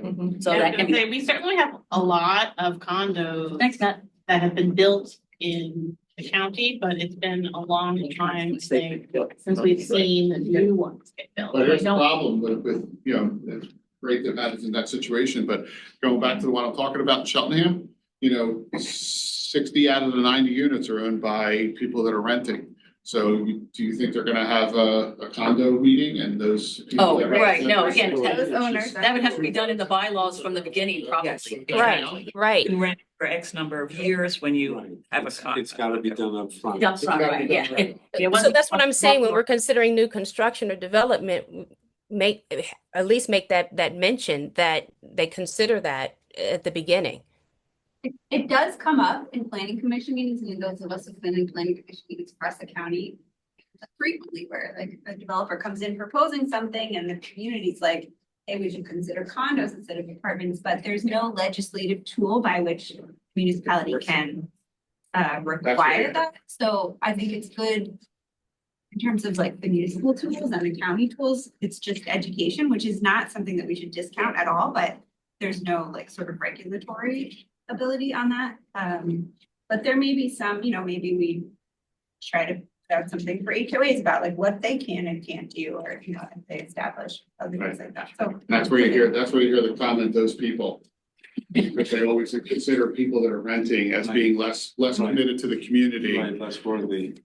Right. Yeah. Okay, Always love to hear That's that. up next. yep. oh, we put it all back. Sharing. You put on the. One second, I gotta click on the screen. Okay. There we go. Okay, Patty, go ahead. Is that again again? Is that what you're? Okay, now we're gonna cover some of the future stuff, and I'll try to be very quick on my upfront parts. First is. One more time. Go. First is the pending housing blueprint, something I've been careful as to how much I say about, because I don't want to get in front of the commissioners on this, as it is a commissioner's office product. However, they have mentioned it in various interviews in the press, so it is out there. But we have not released it. Much of the work I was referencing earlier is, and what we're talking about today is all going into this. And in fact, a lot of basically what you're seeing today is almost a mimicry or summary of all of the content that's addressed. So that we are, I'll be candid, you know, we thought it might be released quite a while ago, but it has been continually evolved and discussed, and now we're actually going to frame it in an event that will, I think, is looking toward June, and getting more details on. Not the same scale of event that we saw in the 2024 edition, but still a very high profile release and discussion of it. So keep going. Housing needs assessment. This is one of the items proposed in that blueprint. And we have money set aside to get a consultant on board to do an in-depth look beyond the capabilities that we've had in terms of both data and exploration.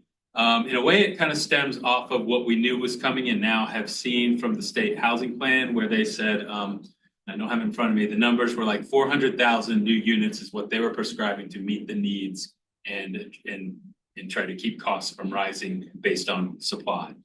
Of that, a lot of it was targeted towards the southeastern PA region as the source, or the best source for putting that housing, although it was statewide. They didn't get into too much detail beyond the regional area. But if you just look at the numbers, I think it was 240,000. You start to divide that by 5 counties and offset Philadelphia, who's talking about 30,000 units over the next 10 years or shorter. And what our comp plan calls for, which is in the range of 20 to 25 over about to 2050, it probably falls short of those goals.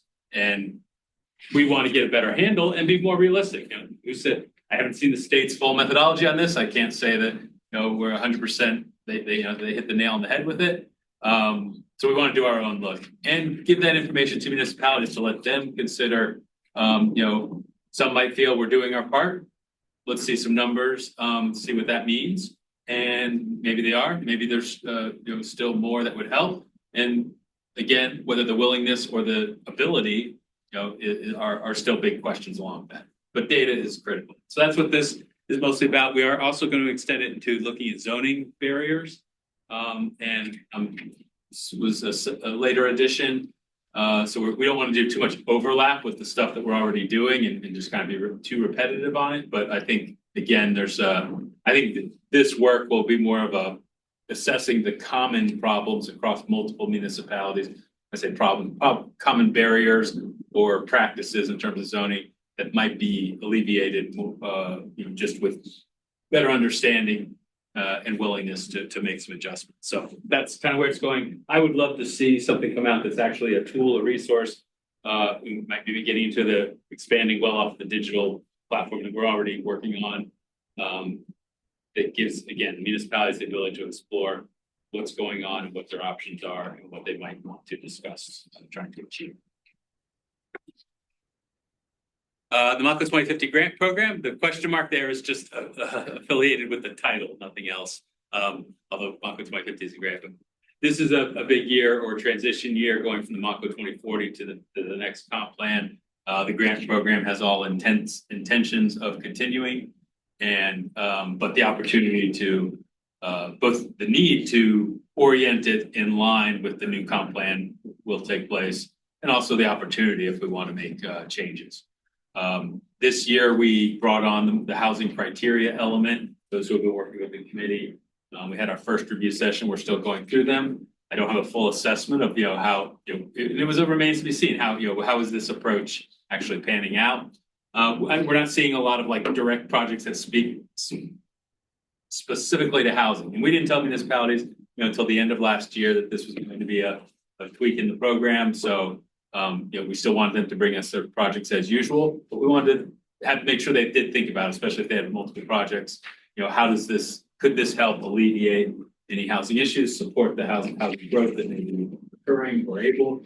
And I think we're seeing some of that in some of the projects we reviewed so far. But I'd say it's kind of middle of the road at this point. And I'll have a better assessment of that once we get through the multiple process. And I think we'll definitely want to report back on that once we get to the awards, and hopefully be able to see some progress and also maybe lessons learned and take that into consideration if we want to maintain that focus. But that would be in the blueprint as well as a goal and intention for next year, for this year. And I'll hand it in. All right, so this idea of inclusionary housing support gets back to what we sort of started to talk about, that municipalities can work toward having more affordable units included in new market rate development projects. But what we hear back from municipalities that this is not something that they want to be involved in on a day-to-day basis. They would be happy to have a mix of units put into a new building, but they don't want to look at people's finances. They don't want to look at their employees' finances, if that's what it comes down to. And then for some of our smaller municipalities, they don't have the staff capacity to add this administrative task into what they do every day. I think a lot of us also realize that there are other agencies that do this much better than we would. So why would we want to involve ourselves with that? Who would do it? Well, that depends. What we are working on doing, what I've started to work on doing is putting together a template and some guidance for a leasing office to use, because A what? a leasing office, right? We just talked about how there are no condos being built, then all of our multifamily development tends to be rental property. So it's a leasing office that is the one taking applications in from people looking to lease an apartment. A leasing office could work with us to do the intake of someone who was looking to live in one of the affordable units as well.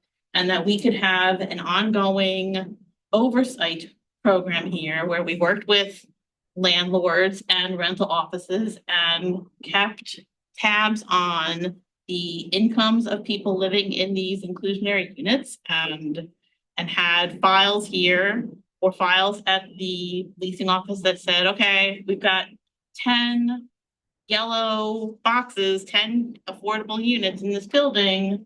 We'll make sure that as time passes, that they are continued to be leased to people whose incomes qualify them to live in these affordable units. How do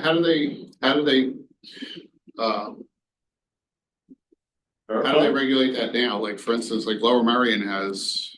There's a whole industry of groups that are involved in income compliance and certification in the low income housing tax credit world and in the county, home and CDBG financing worlds. And, it's review of paperwork. It's done by Kaylee's department and others here. It's done by the housing authority. And then there are third-party providers, a handful of them that, a place like Lower Merion could employ to double check all the income files to make sure they're in compliance. Right, but so, Lower Merion, didn't they incorporated affordable housing requirements in their City Line Avenue? They've got a couple of buildings that are being, I know one at least being built right now that will have some affordable units put into what is otherwise a market rate development. Their code compliance officers have the software available to them that they can use to track these units and presumably who they're being rented So they're not to. doing it, like Kyle said. Kyle's not doing Tax it. credit.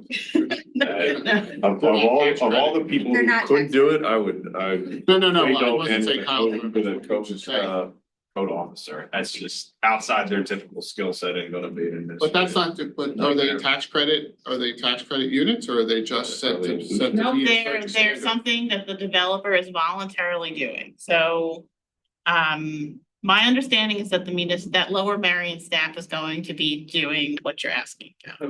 And Kyle, you're skeptical. Well, Lower Merion's a big town, so you guys know more about them than I do. Maybe they have more resources, but if Whitpain would ever pick this up, I hope they farm it out to somebody because I don't know how they're gonna handle it in-house.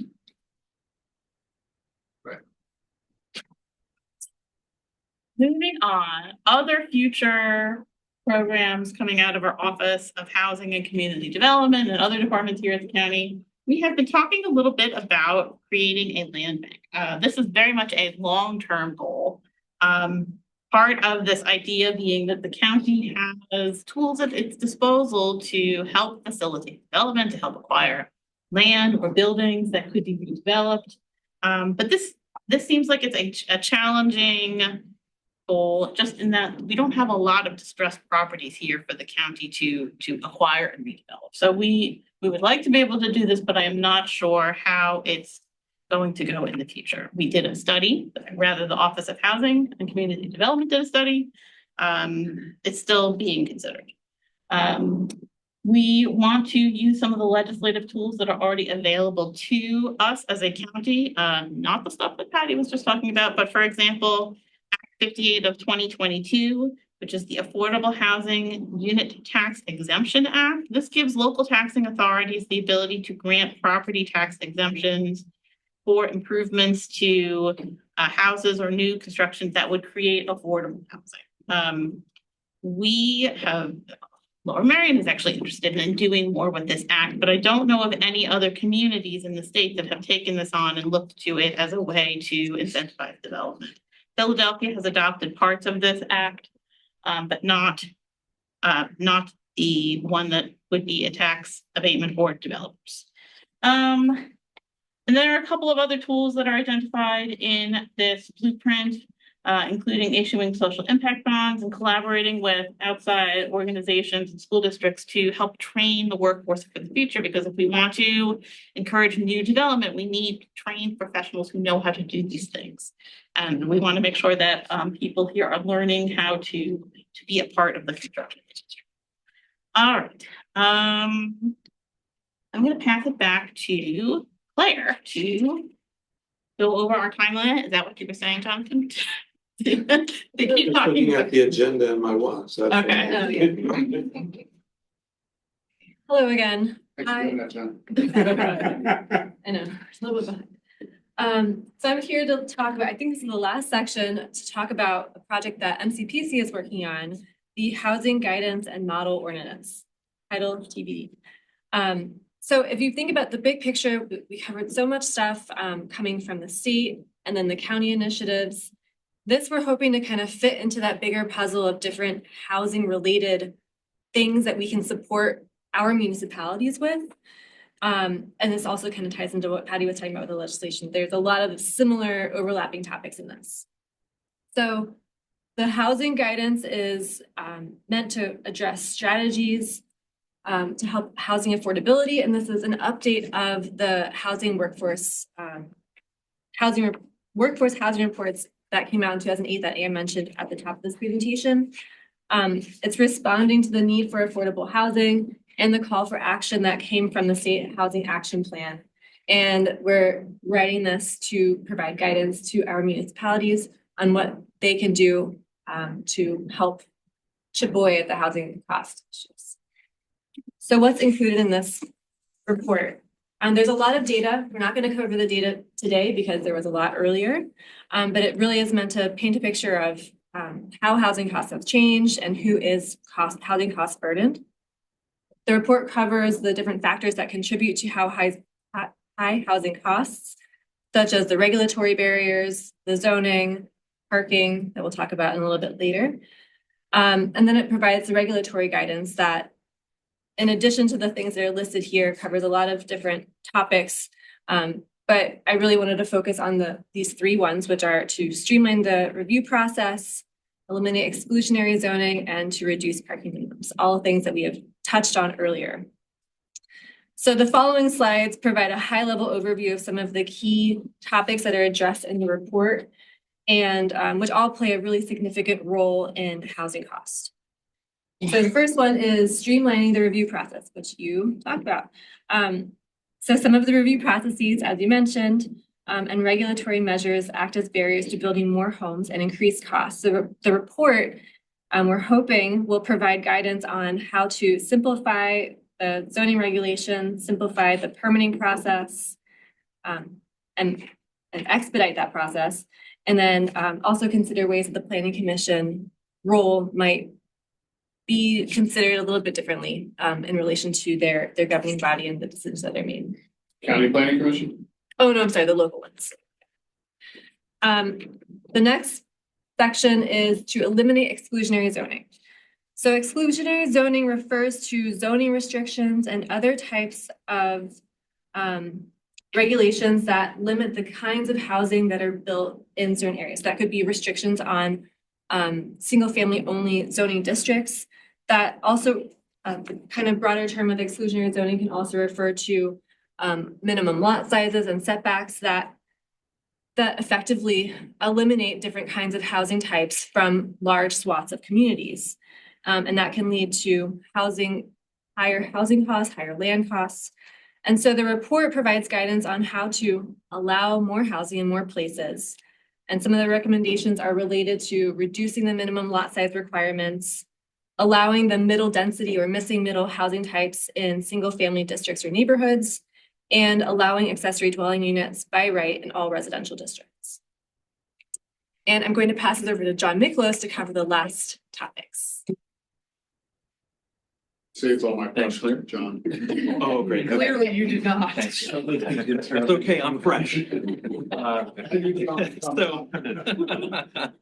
Hi, everyone. So one example of the exclusionary zoning that Claire's talking about, things that have that exclusionary effect, is parking. So one of the areas where we're going to be providing regulatory guidance, where we want to kind of pull back on that exclusionary impact is parking requirements. There's a lot of reasons for this, for wanting to do that. Reducing or eliminating the minimum parking standards, it's already mentioned, is floated from the state. We're hoping to provide guidance as to why communities could take that step and help them to understand that they don't necessarily need to panic as they ease off of standards. Just that parking takes up space, adds cost to development, reduces the amount of housing that can be built. That example there of a graphic is from the city of Laramie, Wyoming. There's a lot of places out west that have even more acute housing issues. And so they're a little out ahead of us as far as like studying this and talking about these sorts of discussions. Small, but I mean, it's Wyoming. But understand that, what cities they have out there is pretty much the only game in town because it's mountains, prairie, and, the city. It's the one place to live if you're looking for urban housing. So we want to help to ensure that, we don't have parking minimums that are overestimating car ownership, that are forcing, oversupply of parking, and reminding people that just because it's not required doesn't mean that it's gone. You don't lose the parking that's already in existence. And it does not ban parking. Developers are already under a lot of requirements apart from government, regulations as to serving the intended occupants, making the business case work out. So that's one taste of what we're talking about. And as far as providing other guidance, we have model use regulations for housing types of all sizes that we are working on. We are taking a scale and context-based approach, looking at the full range of sizes of housing and the context that we have. And we span from the city limits all the way out into the foothills. And so we are looking at the house scale with duplexes, ADUs, and attention there to how the design and standards can help those different types to work harmoniously, to fit in together in neighborhoods side by side. At the attached scale, as we're calling it, we get a little bit bigger. We're looking at things like townhouses and small apartment buildings, trying not to get too bogged down by those details of exactly how they're divided, but looking at, again, the scale, focusing more on the form than the particularities of use. And at the upper end of that scale, we are looking at the medium-large apartment buildings. So about as large as anything gets in Montgomery County, but wanting to make sure that we have standards that are tailored to the exact context where they're being proposed. So, how about dimensional regulations?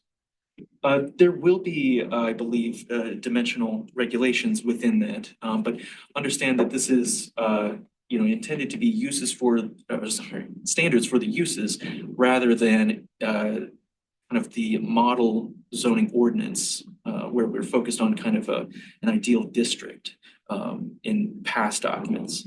So I'll pose a collective question. So I understand this part, but the dimensional aspect. So we always talk about like density calculations, but there are other factors in how an ordinance can regulate density without actually saying this is the density per acre.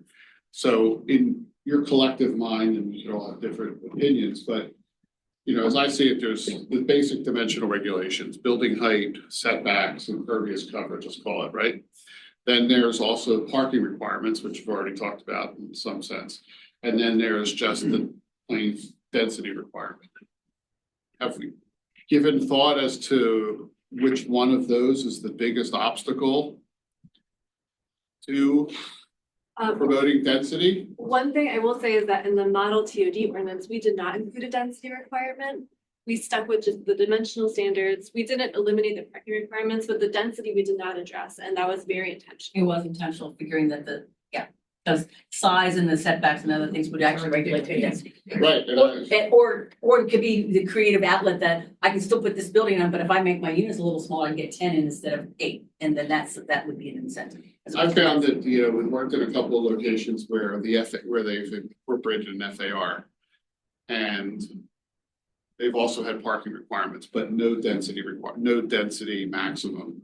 So if you could build it based on the FAR, there are some restricted land parts to the FAR that would have to come out. Like if you had wetlands and stuff, that would not be part of the FAR. Some places it is part of the FAR, sometimes. Floor area ratio for those who don't know what a FAR is. Okay. Thank you, I was, Yeah. thanks. Sorry. Floor to area ratio. So if you have a lot that's, like I'm working in Philadelphia on a project. They have 150% FAR. So if your lot is, your lot is 100,000 square foot lot, this is a big lot, you could build, 150,000 square feet of floor space in the building. There's no height restrictions. There is parking requirement, there is parking restriction, and there's no density restriction. So basically the two things that restrict you is the FAR and the parking requirement in this situation. So most cases you'll run out of FAR before you run out of parking, because in this case. But anyhow, so back to my question. Your thoughts on do we look to eliminate density requirements and rely on other dimensional type standards? Yeah. And stuff also, but dimensional type standards to regulate, let them build what they can. If they can figure out a way to build it within the dimensional requirements, do we eliminate density requirements? Yeah, that's I think our general sense right now, because as we've been kind of testing these things and looking into the standards and the impacts and when density reaches an effective limit, we find that a density limit might kind of set that cap and cut in first.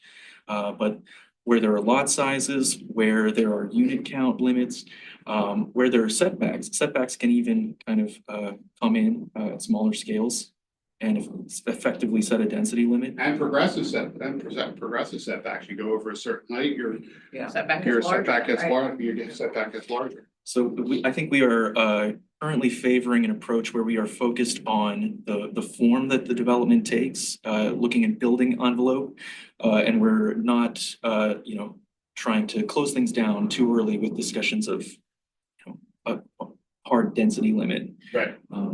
Or parking requirements as mentioned before, just as often come in so high. The other hidden part of this is also just the building code issues. Once you get above 4, sometimes 5 stories, the cost of construction just starts to grow exponentially. And that also becomes a limiting factor to some people. One of my questions is also what is the barrier to local municipal officials when they look at changing their communities? No answer. No. What I'm saying, a lot of times, I always come back to this is what it looks like. And one of the first times I saw a community that was extremely attractive, pretty high value, with small lot singles and apartment buildings that were 2 to maybe 3 stories, but modestly height-wise. But the designs meshed, was in Pasadena, where that just seems to be what the communities accept. And it's a wonderful community.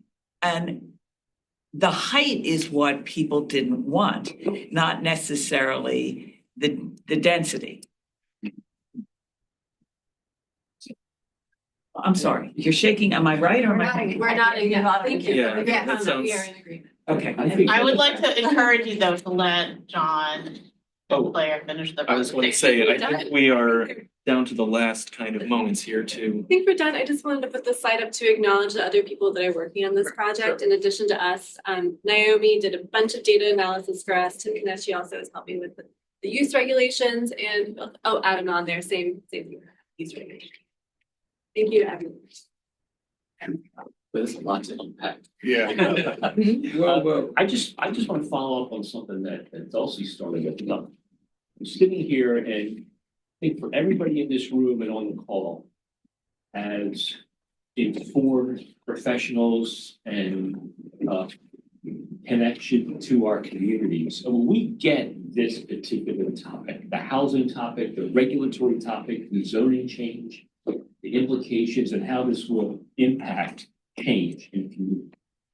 Where, for me, where it starts to lose its ability to be impactful is every time these changes have to be presented to another level of regulation. So now you take all of this and you take it to the local planning commission, who is made up of residents and maybe not necessarily professionals who are hearing these concepts for the very first time maybe and are being told, hey, these are best practices. You need to eliminate your parking.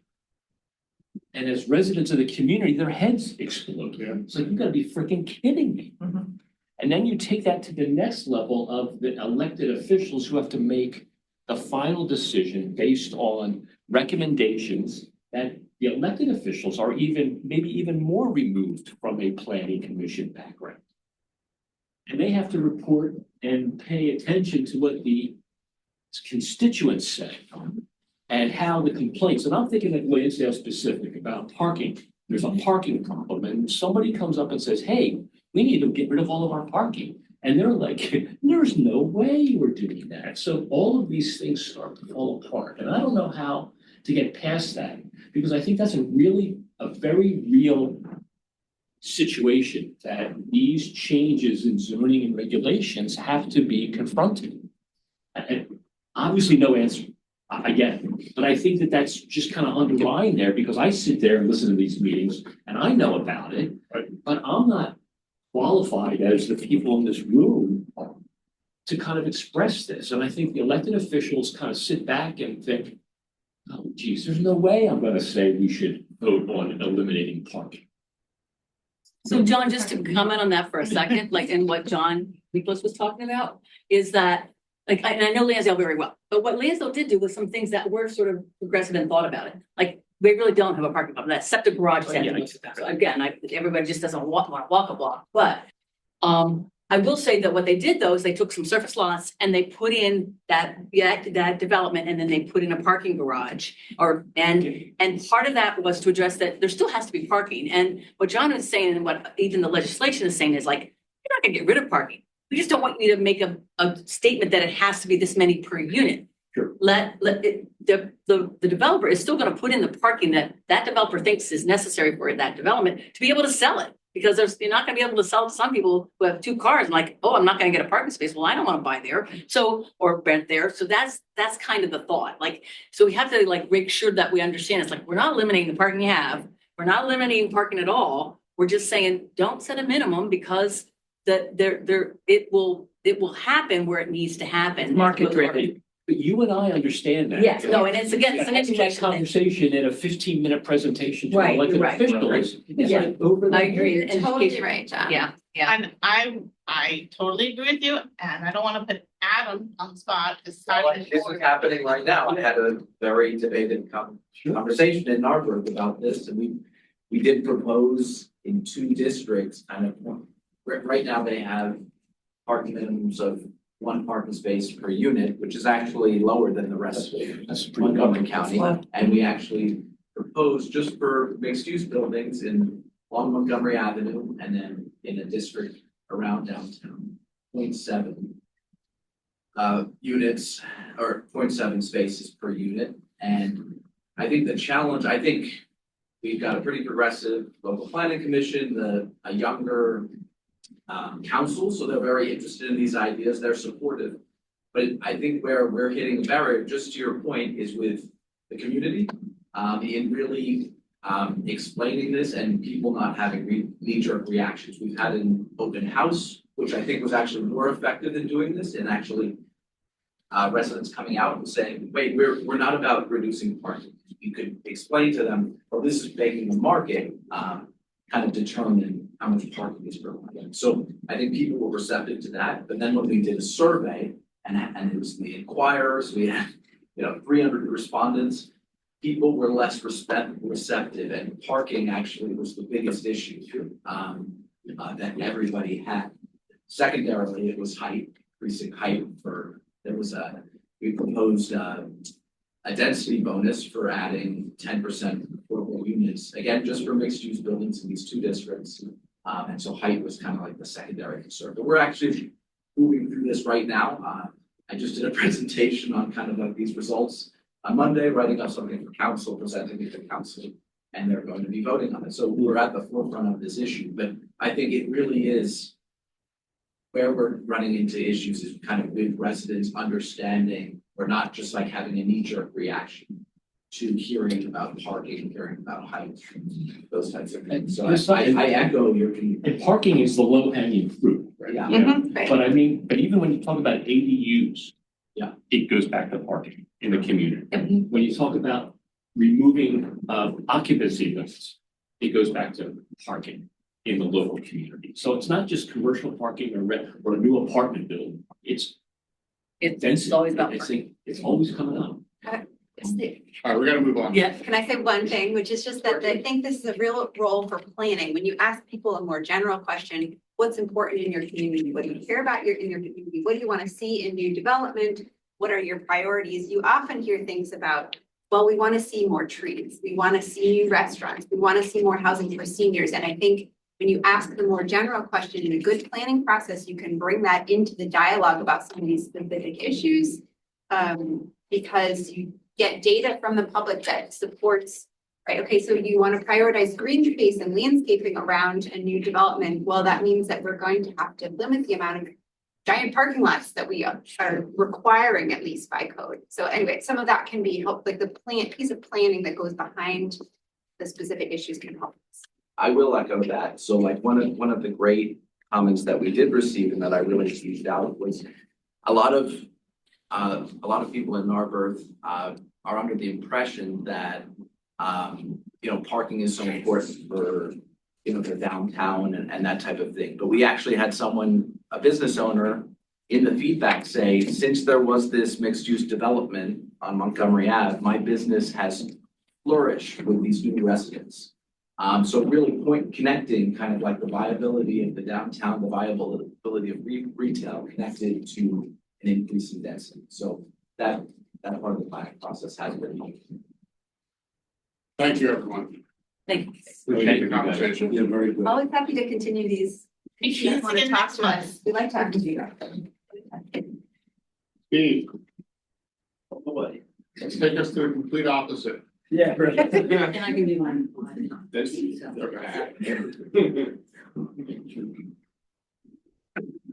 Steve, you have farms to buy to put housing on? I'm not gonna allow that. Give me my order. Yeah.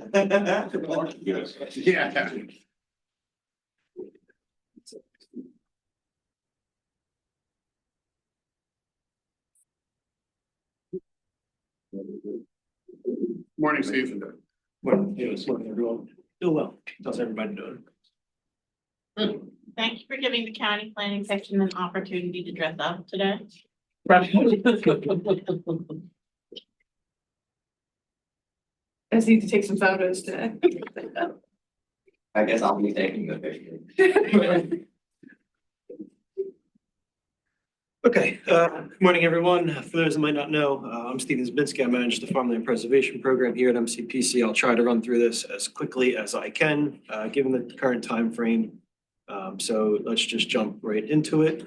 Today we'll be looking at the farms we preserved in 2025, taking a closer look at each of them, some updates and goals. We have certain trends, events we attended, and some ACAP projects that are happening on our farms. So to get started, this here is a map of all of our preserved farms in the county. And to date, we have preserved 10,990 acres on 203 different farms. And Pennsylvania continues to be leading the nation with over 660,000 acres on more than 6,600 farms.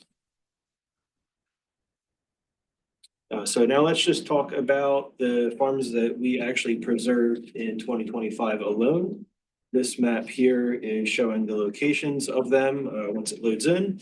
And you can see that the majority of them kind of fall within our core farmland area of the New Hanover, Douglas, Upper Hanover area, with just a couple on the outskirts, one all the way up there in Marlborough Township, one down here at the bottom of the screen in Lower Pottsgrove, which was actually the first preserved farm ever in Lower Pottsgrove. So that was pretty cool. And I'll touch on that a little bit later in this presentation.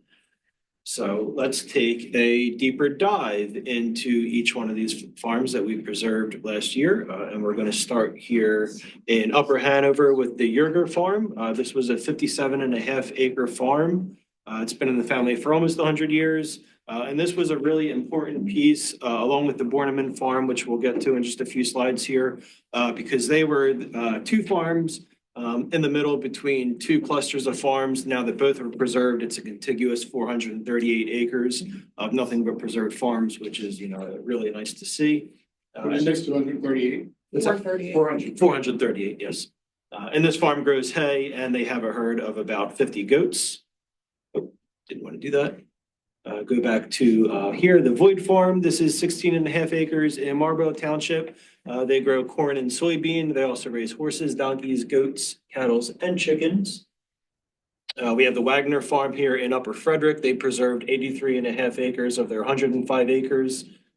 They raise beef cattle, also grow hay, and they are adjacent to an already preserved farm.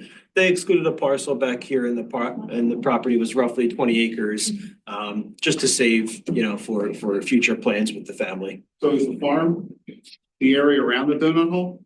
The donut isn't, It's a separate part. The donut is not included. This is all included here. It's just a separate parcel, so you're just seeing a different parcel line. So it's everything that's. Yes, yeah. So what was excluded was actually in the back here. Oh, okay. That fronts along back road. Got it.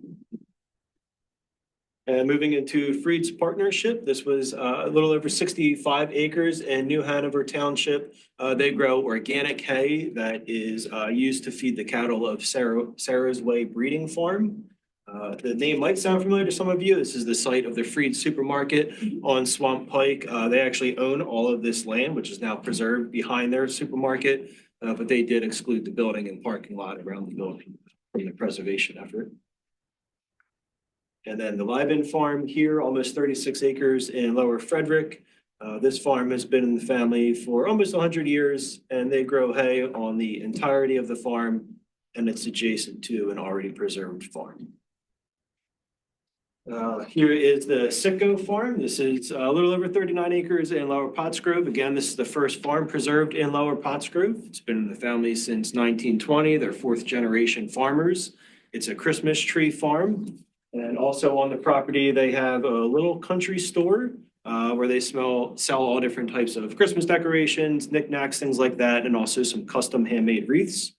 And this was also the 200th preserved farm in Montgomery County, which I will touch on a little bit later. And the Borneman Farm, this was 22.5 acres in Upper Hanover. They corn, also have some livestock on the farm. And as mentioned with the Yerger Farm, these two were the missing pieces for that large continuous acreage. This was the Yerger Farm that we just looked at to begin this slideshow. So as you can see, they were the two middle pieces. And next we have the Jersey Native Farm. This is almost 17 acres in New Hanover Township. This is better known as Tomorrow's Homestead. That's the official business name to this farm. It's actually owned by one of our farm board members.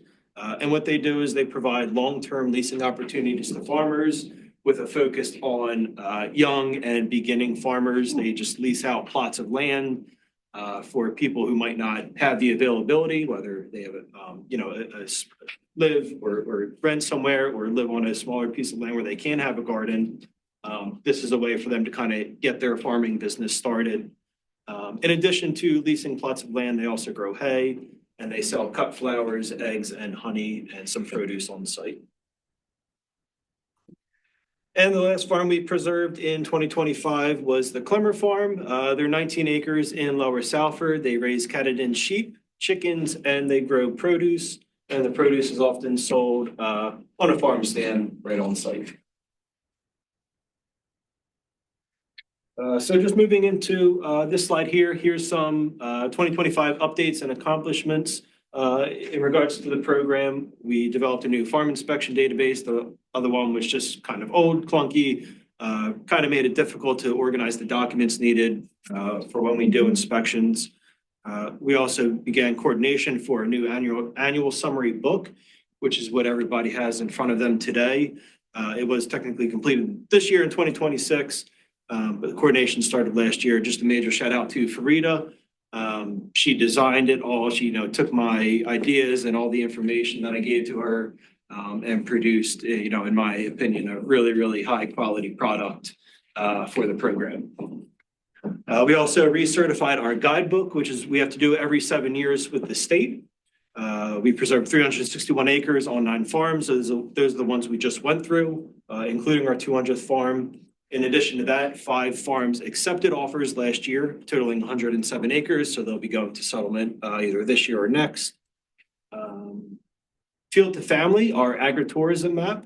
I kind of gave a sneak peek in my presentation last year about this map. Technically, we did roll it out after that presentation. It has close to 4,000 views. So I'm assuming it's, somewhat helpful to the community, which is good to see in just a little bit less than a year. And then just our typical newsletter and inspections that we do every year. And just moving into some goals for 2026, the Farm Board's going to be looking at changing some of our guidelines in our guidebook and related to farm eligibility and how we score and rank certain farms. The county is also hosting a STEM Ag Expo in Oaks on April 28th of this year. So just in a couple of weeks. This was an idea I had sometime late last year in the fall. I kind of got the idea from Berks County. They've been hosting an agricultural fair for the past several years. They do a really, really good job with it. I went to it and thought to myself, hey, why can't Montgomery County do this? So I pitched the idea to the Commerce Department. They liked it. Instead of having just a standalone agricultural fair, they've combined it with their STEM fair. So that'll be hosted in just a few weeks. There's over 15 schools that have RSVP'd, over 500 students. So, hopefully it's, proves beneficial for them. Catching up on a lot of farm sign installations. The hope is that by the end of 2026, we will have all signs installed on preserved farms that at least want them. We'll be hosting our 5th annual farmers gathering and potentially looking at the beginning of an economic impact assessment for agriculture in Montgomery County. And just a couple quick trends here. The graph you can see on the left here, as you can see, the average applicant acres have been kind of on a steady decrease over the past 10 years or so. And then the graph on the right, you can see we actually have a rise of new applicants over the past 10 years. So while there's a lot of interest in the program that's continuing to build, the majority of the farms are smaller that we're seeing, which has been expected the past few years. Obviously, we can't preserve all large farms in the county. At some point, we run out of larger farms, whether it's due to development, just no interest in the program. But it's just kind of an interesting trend to see. And I think it just really speaks on the career of farming. It's just really, really difficult to actually make a living farming alone anymore, which is making land really expensive. And, the new beginning farmers and farmers in general just can't afford these larger tracts of land, which leads to developers or investors coming in and buying up the land, developing it or sitting on it for the future. And this is also a reason for why the Farm Board is looking at changing guidelines. I kind of hinted at farm eligibility. We're looking at reducing the minimum acreage. So this is kind of the reason why that'll be happening.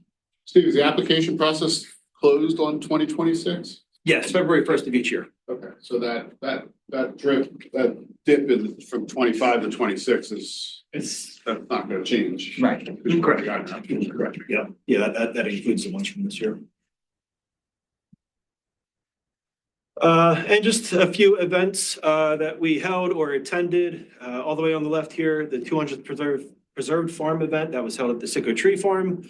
Shout out to everybody who came. It was super, super cold and super, super windy that day. We just had a snowstorm. There were several inches of snow on the ground, which, you know, made it nice though. It was a Christmas tree farm, so it kind of brought the ambiance and everything. Also in attendance were the commissioners, Lower Pottsgrove officials, farm board and other county staff. And the choir. County choir. Yes, and the county choir. Yes, they're down there. The county choir were there. They sang some tunes to kick off the event. They did an awesome job. And then, yeah, in the middle there, that's John Caroff. He's president of the County Farm Bureau. I'm just giving him a proclamation on behalf of the commissioners commemorating their 75th anniversary. And then all the way there on the right is just our latest farmers gathering. It continues to be a big hit in the farming community.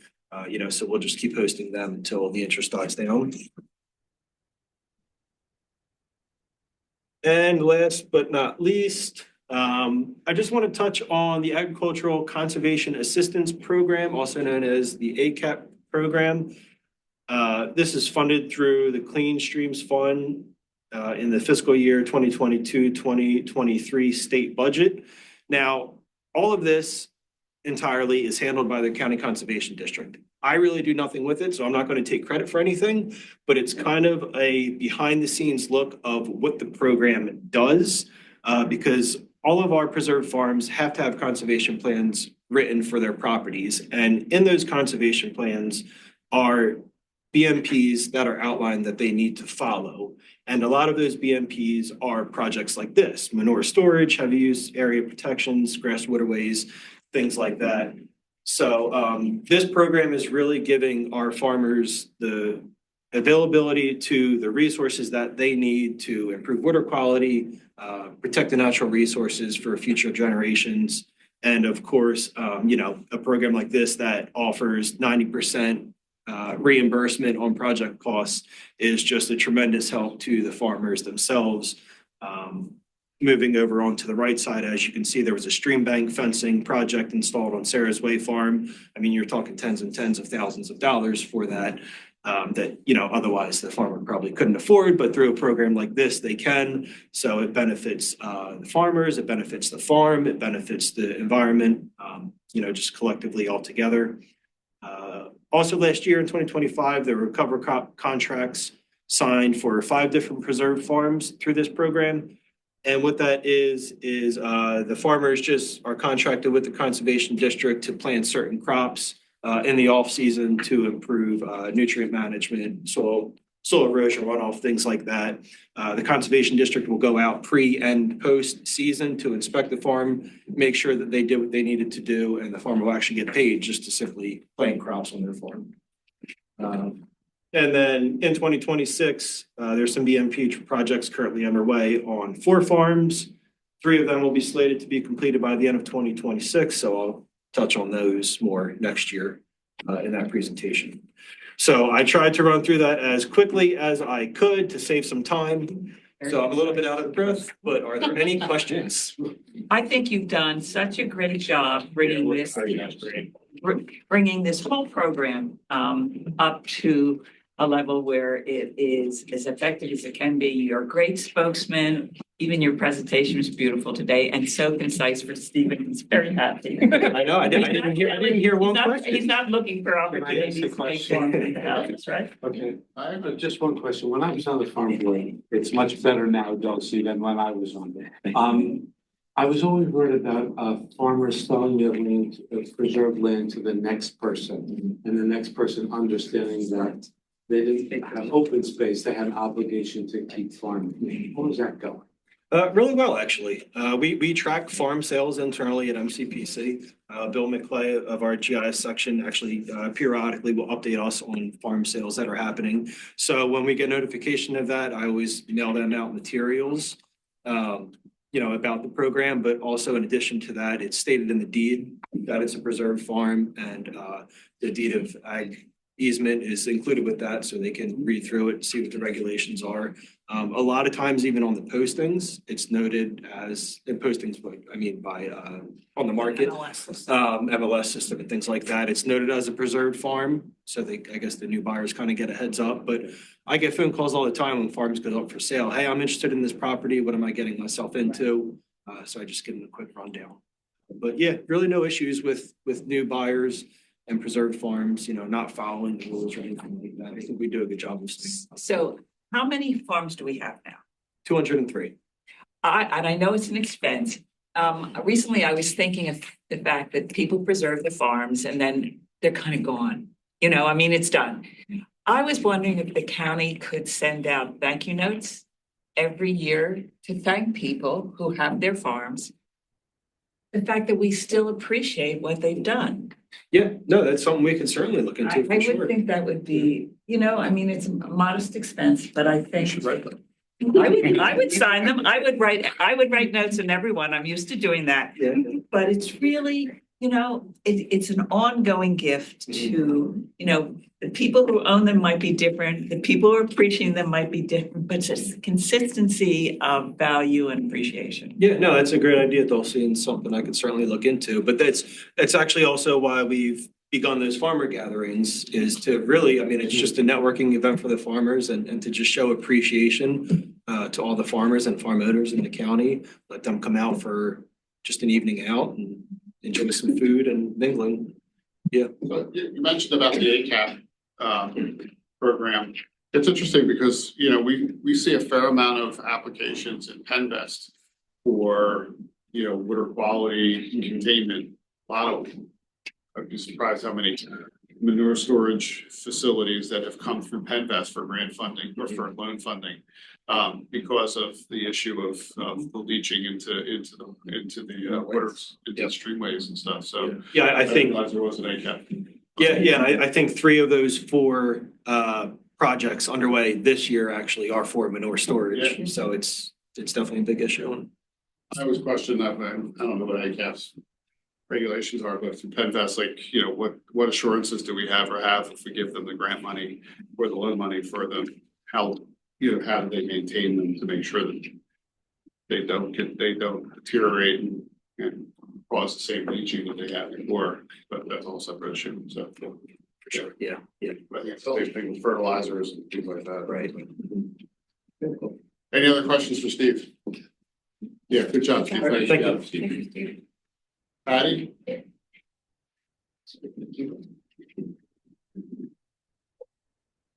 So if it's March or April or springtime, that means it's Montgomery Awards time, or at least time to start thinking about the Montgomery Awards. I have a presentation with a few slides, but I'm just going to run through them very quickly and just say the call for entries went out this last week, or we have it on our website. We had an HTML go out, and we want to give everybody that heads up that the call for entries, that it's open for proposals. I want to remind you that this has been around since more than 50 years. We have well over 200 and some award-winning winners over the years. And I'm going to just give you a reminder of what we're looking at as part of what we'd be looking at. If you think, I wonder if that would be a good Montgomery Award project. And so I can give that. So again, we have the Montgomery Award, we have the Charles J. Tornado Planning Advocate Award, and the Environmental Stewardship Award. Is that a new logo for Montgomery? That is the one we used last year, and we are modifying it a little bit this year. It'll have slightly different coloring to match county branding, but not Patty's outfit. No, don't even get me started. So anyway, we will be fine. It's going to be good, but yes. So just an idea of we always look at these with these 3 criteria: the design that exemplifies excellence, the process. What was the process about going about getting this? How the locals do it? How did the developer do it? And the impact on the community. So those are 3 things that we're always looking at as part of whether we feel it's an award-winning project. And there's several different categories, and I'm going to just go through these quickly. One of them is land development. This is the residents of Bala Cynwyd who winner last year. These are residential, office, institutional. They show good site design. They show good building placement. They show good context circulation. This is Soar West and Conshohocken, 2 great examples of land development. We also do revitalization. These projects take about older places that are revitalized, more established communities. Projects can include redevelopment and building rehabilitation, adaptive reuse, infill development, streetscape improvements. That last one was from last year. Again, that was out in Lower Salford. And this one is in Lower Merion. This is Pencoid Land, Iron Words of Pencoid Landing. Great examples of revitalization. Open space, so this past year, we did Farmstead Park in Upper Moreland. It is land conservation, community recreation, amenities. Projects can include open space and parks. Another example is Stoneleigh in Lower Merion. Again, a great example of open space and worthy of a Montgomery Award. We also do transportation. We try to look and see if there's anything that deals with that. Again, we always, this may be the, this is sometimes the less sexy of the ones, but they're always still great project. This is Walk a Bike Pottstown from 2019. It enhances mobility, safety, exemplifies best planning, engineering. It can be roads, it can be bridges, it can be the linear park and road diet in Upper Merion that we awarded in 2024. Again, good projects that involve part of that transportation network and where we can award and recognize good design. And then community impact. So this was from last year, Jefferson Golf Club renovations. This had a great community impact about the economy of West Norriton Township and a great golf course that was preserved. And then the building that was built there, and that really has become much more of a gathering place for the community. But also the Willows at East Greenville. This was affordable housing with one market rate unit. Again, the redesign and adaptive reuse of the coffin factory in East Greenville. And then environmental. I'm going back to Farmstead Park because it had more reasons than one why we gave it a Montgomery Award. It also had a great environmental impact, especially the design of that swale, that serpentine swale that went back and forth across here, and how they got all that water to absorb and not just sheet runoff. So it is, again, we think of part of the environmental impacts. And here's another one from the Grove at Meadowwood. Again, what they did in their community. So those just the Montgomery Awards, then had the Charles J. Cornetta Planning Advocate Award. That award's been around for a few years, but 2 years ago, we renamed it after Charlie Tornetta, and Alzone was the first recipient of that. And the second recipient was Folkways at Gwinnett and what they're doing there in their community. And then last but not least is the Environmental Stewardship Award. This was awarded back in 2017, but it is still a great example of what bioswales and what a green parking lot can look like. And again, what they look for is something built in the last 3 years that has impacts on preserving and conserving water quality and soil quality. This is awarded by and chosen by the Montgomery County Conservation District, but we wrap them into our program and they're part of our program every year. And then last year, the Ursinus Food Forest was an example. So, like I said, this is the time to beat the bushes. Please, the submissions went out this past week. They're due in May, the end of May, I think it's May 29th. And the community tour will be in June, and I'll be probably sending out a doodle poll on that in the next week so that we can get it on everyone's calendar. So that's just that. Everybody come up with ideas. Great ideas, please, really. It really does. No idea is too small or not worthy until Patty takes a look at it. Okay. Director's report? Yes. Gonna keep it to 3 items. Important ones first with staff news.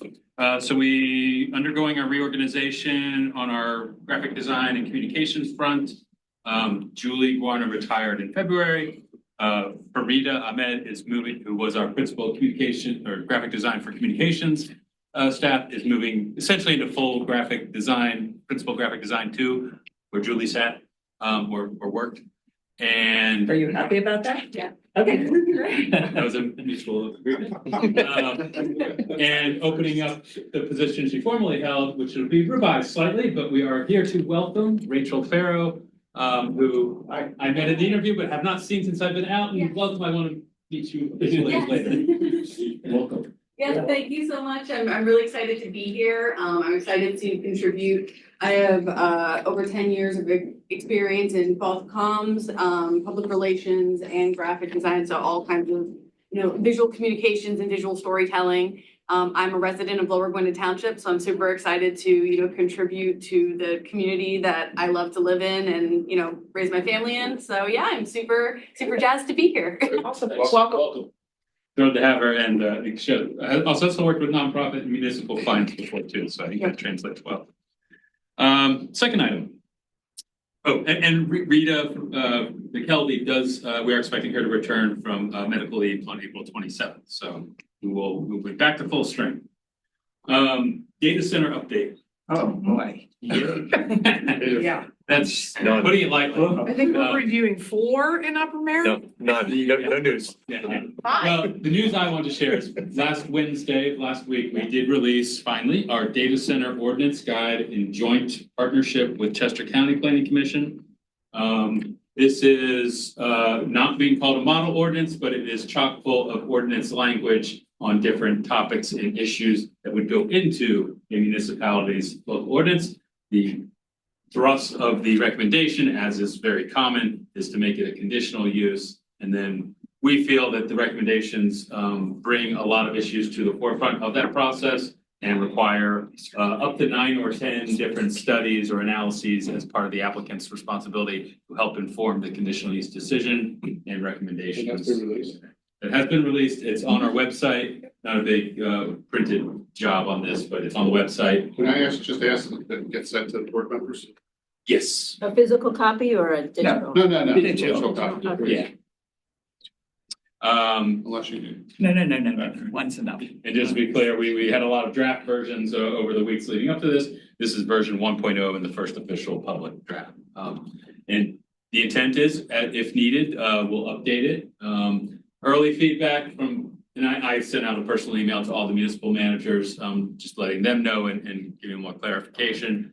General feedback, limited but positive, and appreciation definitely expressed. We had a few municipalities that were meeting on this right off the bat. We were there to serve them. Public, there's going to be pushback, both understanding what the county and what the ordinances are allowed to do on this issue. There's obviously a lot of public sentiment against data centers. I think the bigger issue possibly might be the energy generation that goes along with it, whether it's on site or brought in. And we're going to be dealing with that. And we're probably going to have some Not water usage? That's up there too. A lot of different things, electrical generation and costs. I mean, there's a lot of. From my perspective, the water side is probably more solvable with technology, and there's options out there possibly already. It's just whether or not they are being used. They're just more expensive. Yeah. And I think we start off with, we set the bar a little, I think fairly high in like starting off with the system, closed loop system, which. Put them in space. There's a lot of space, up in space. Yeah. It's cool up there. Farms. Yeah. We also have a number of ordinances coming in. That's right. Number of ordinances coming in for review. So this is good timing for those. And we'll help make sure our messaging and recommendations are consistent now. Limerick does have a conditional use hearing scheduled for next week on 2.8 million square feet proposed near the outlets. Forget the name they're calling it. That's not, anyway. And we, of course, by MPC, do not have any formal responsibility or role on a conditional use hearing. Occasionally people send it in for our comments, but they did not. And so that's happening. And as Nicole mentioned, we have a number of proposals from the same developer in Upper Marion, and we're in the process of writing review letters, which are due later this month on those. Just to let you know, the Upper Marion did pass an ordinance, but these applications were all submitted a couple of days in advance of that adoption. Very targeted. Shocking. Strategic, yeah, that's it. What? What a coincidence. Right. So unfortunately, I guess if those who were hoping the ordinances would factor in, they don't at this point. But there's a lot of issues with that. So anyway, we're preparing our comments on that now. That's, I think, all I have on the data set.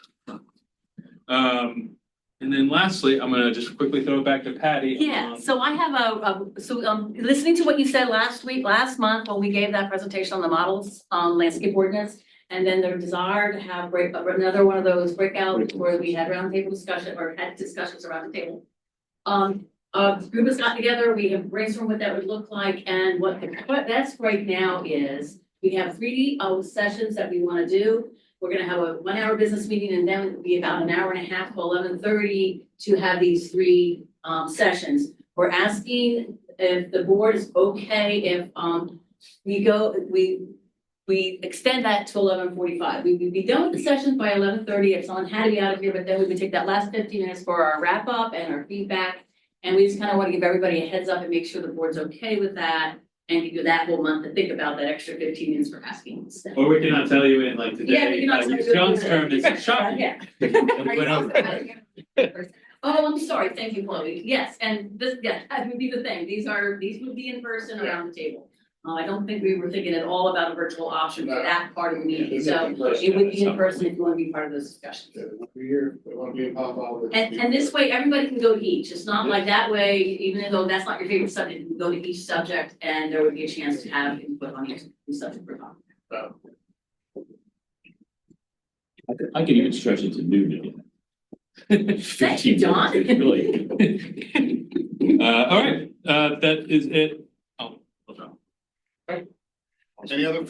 Any final comments from any board members or staff before we adjourn? Intense. Motion to adjourn? So moved. Second? Second. Favor? Aye. Hi. See everybody next month. Okay.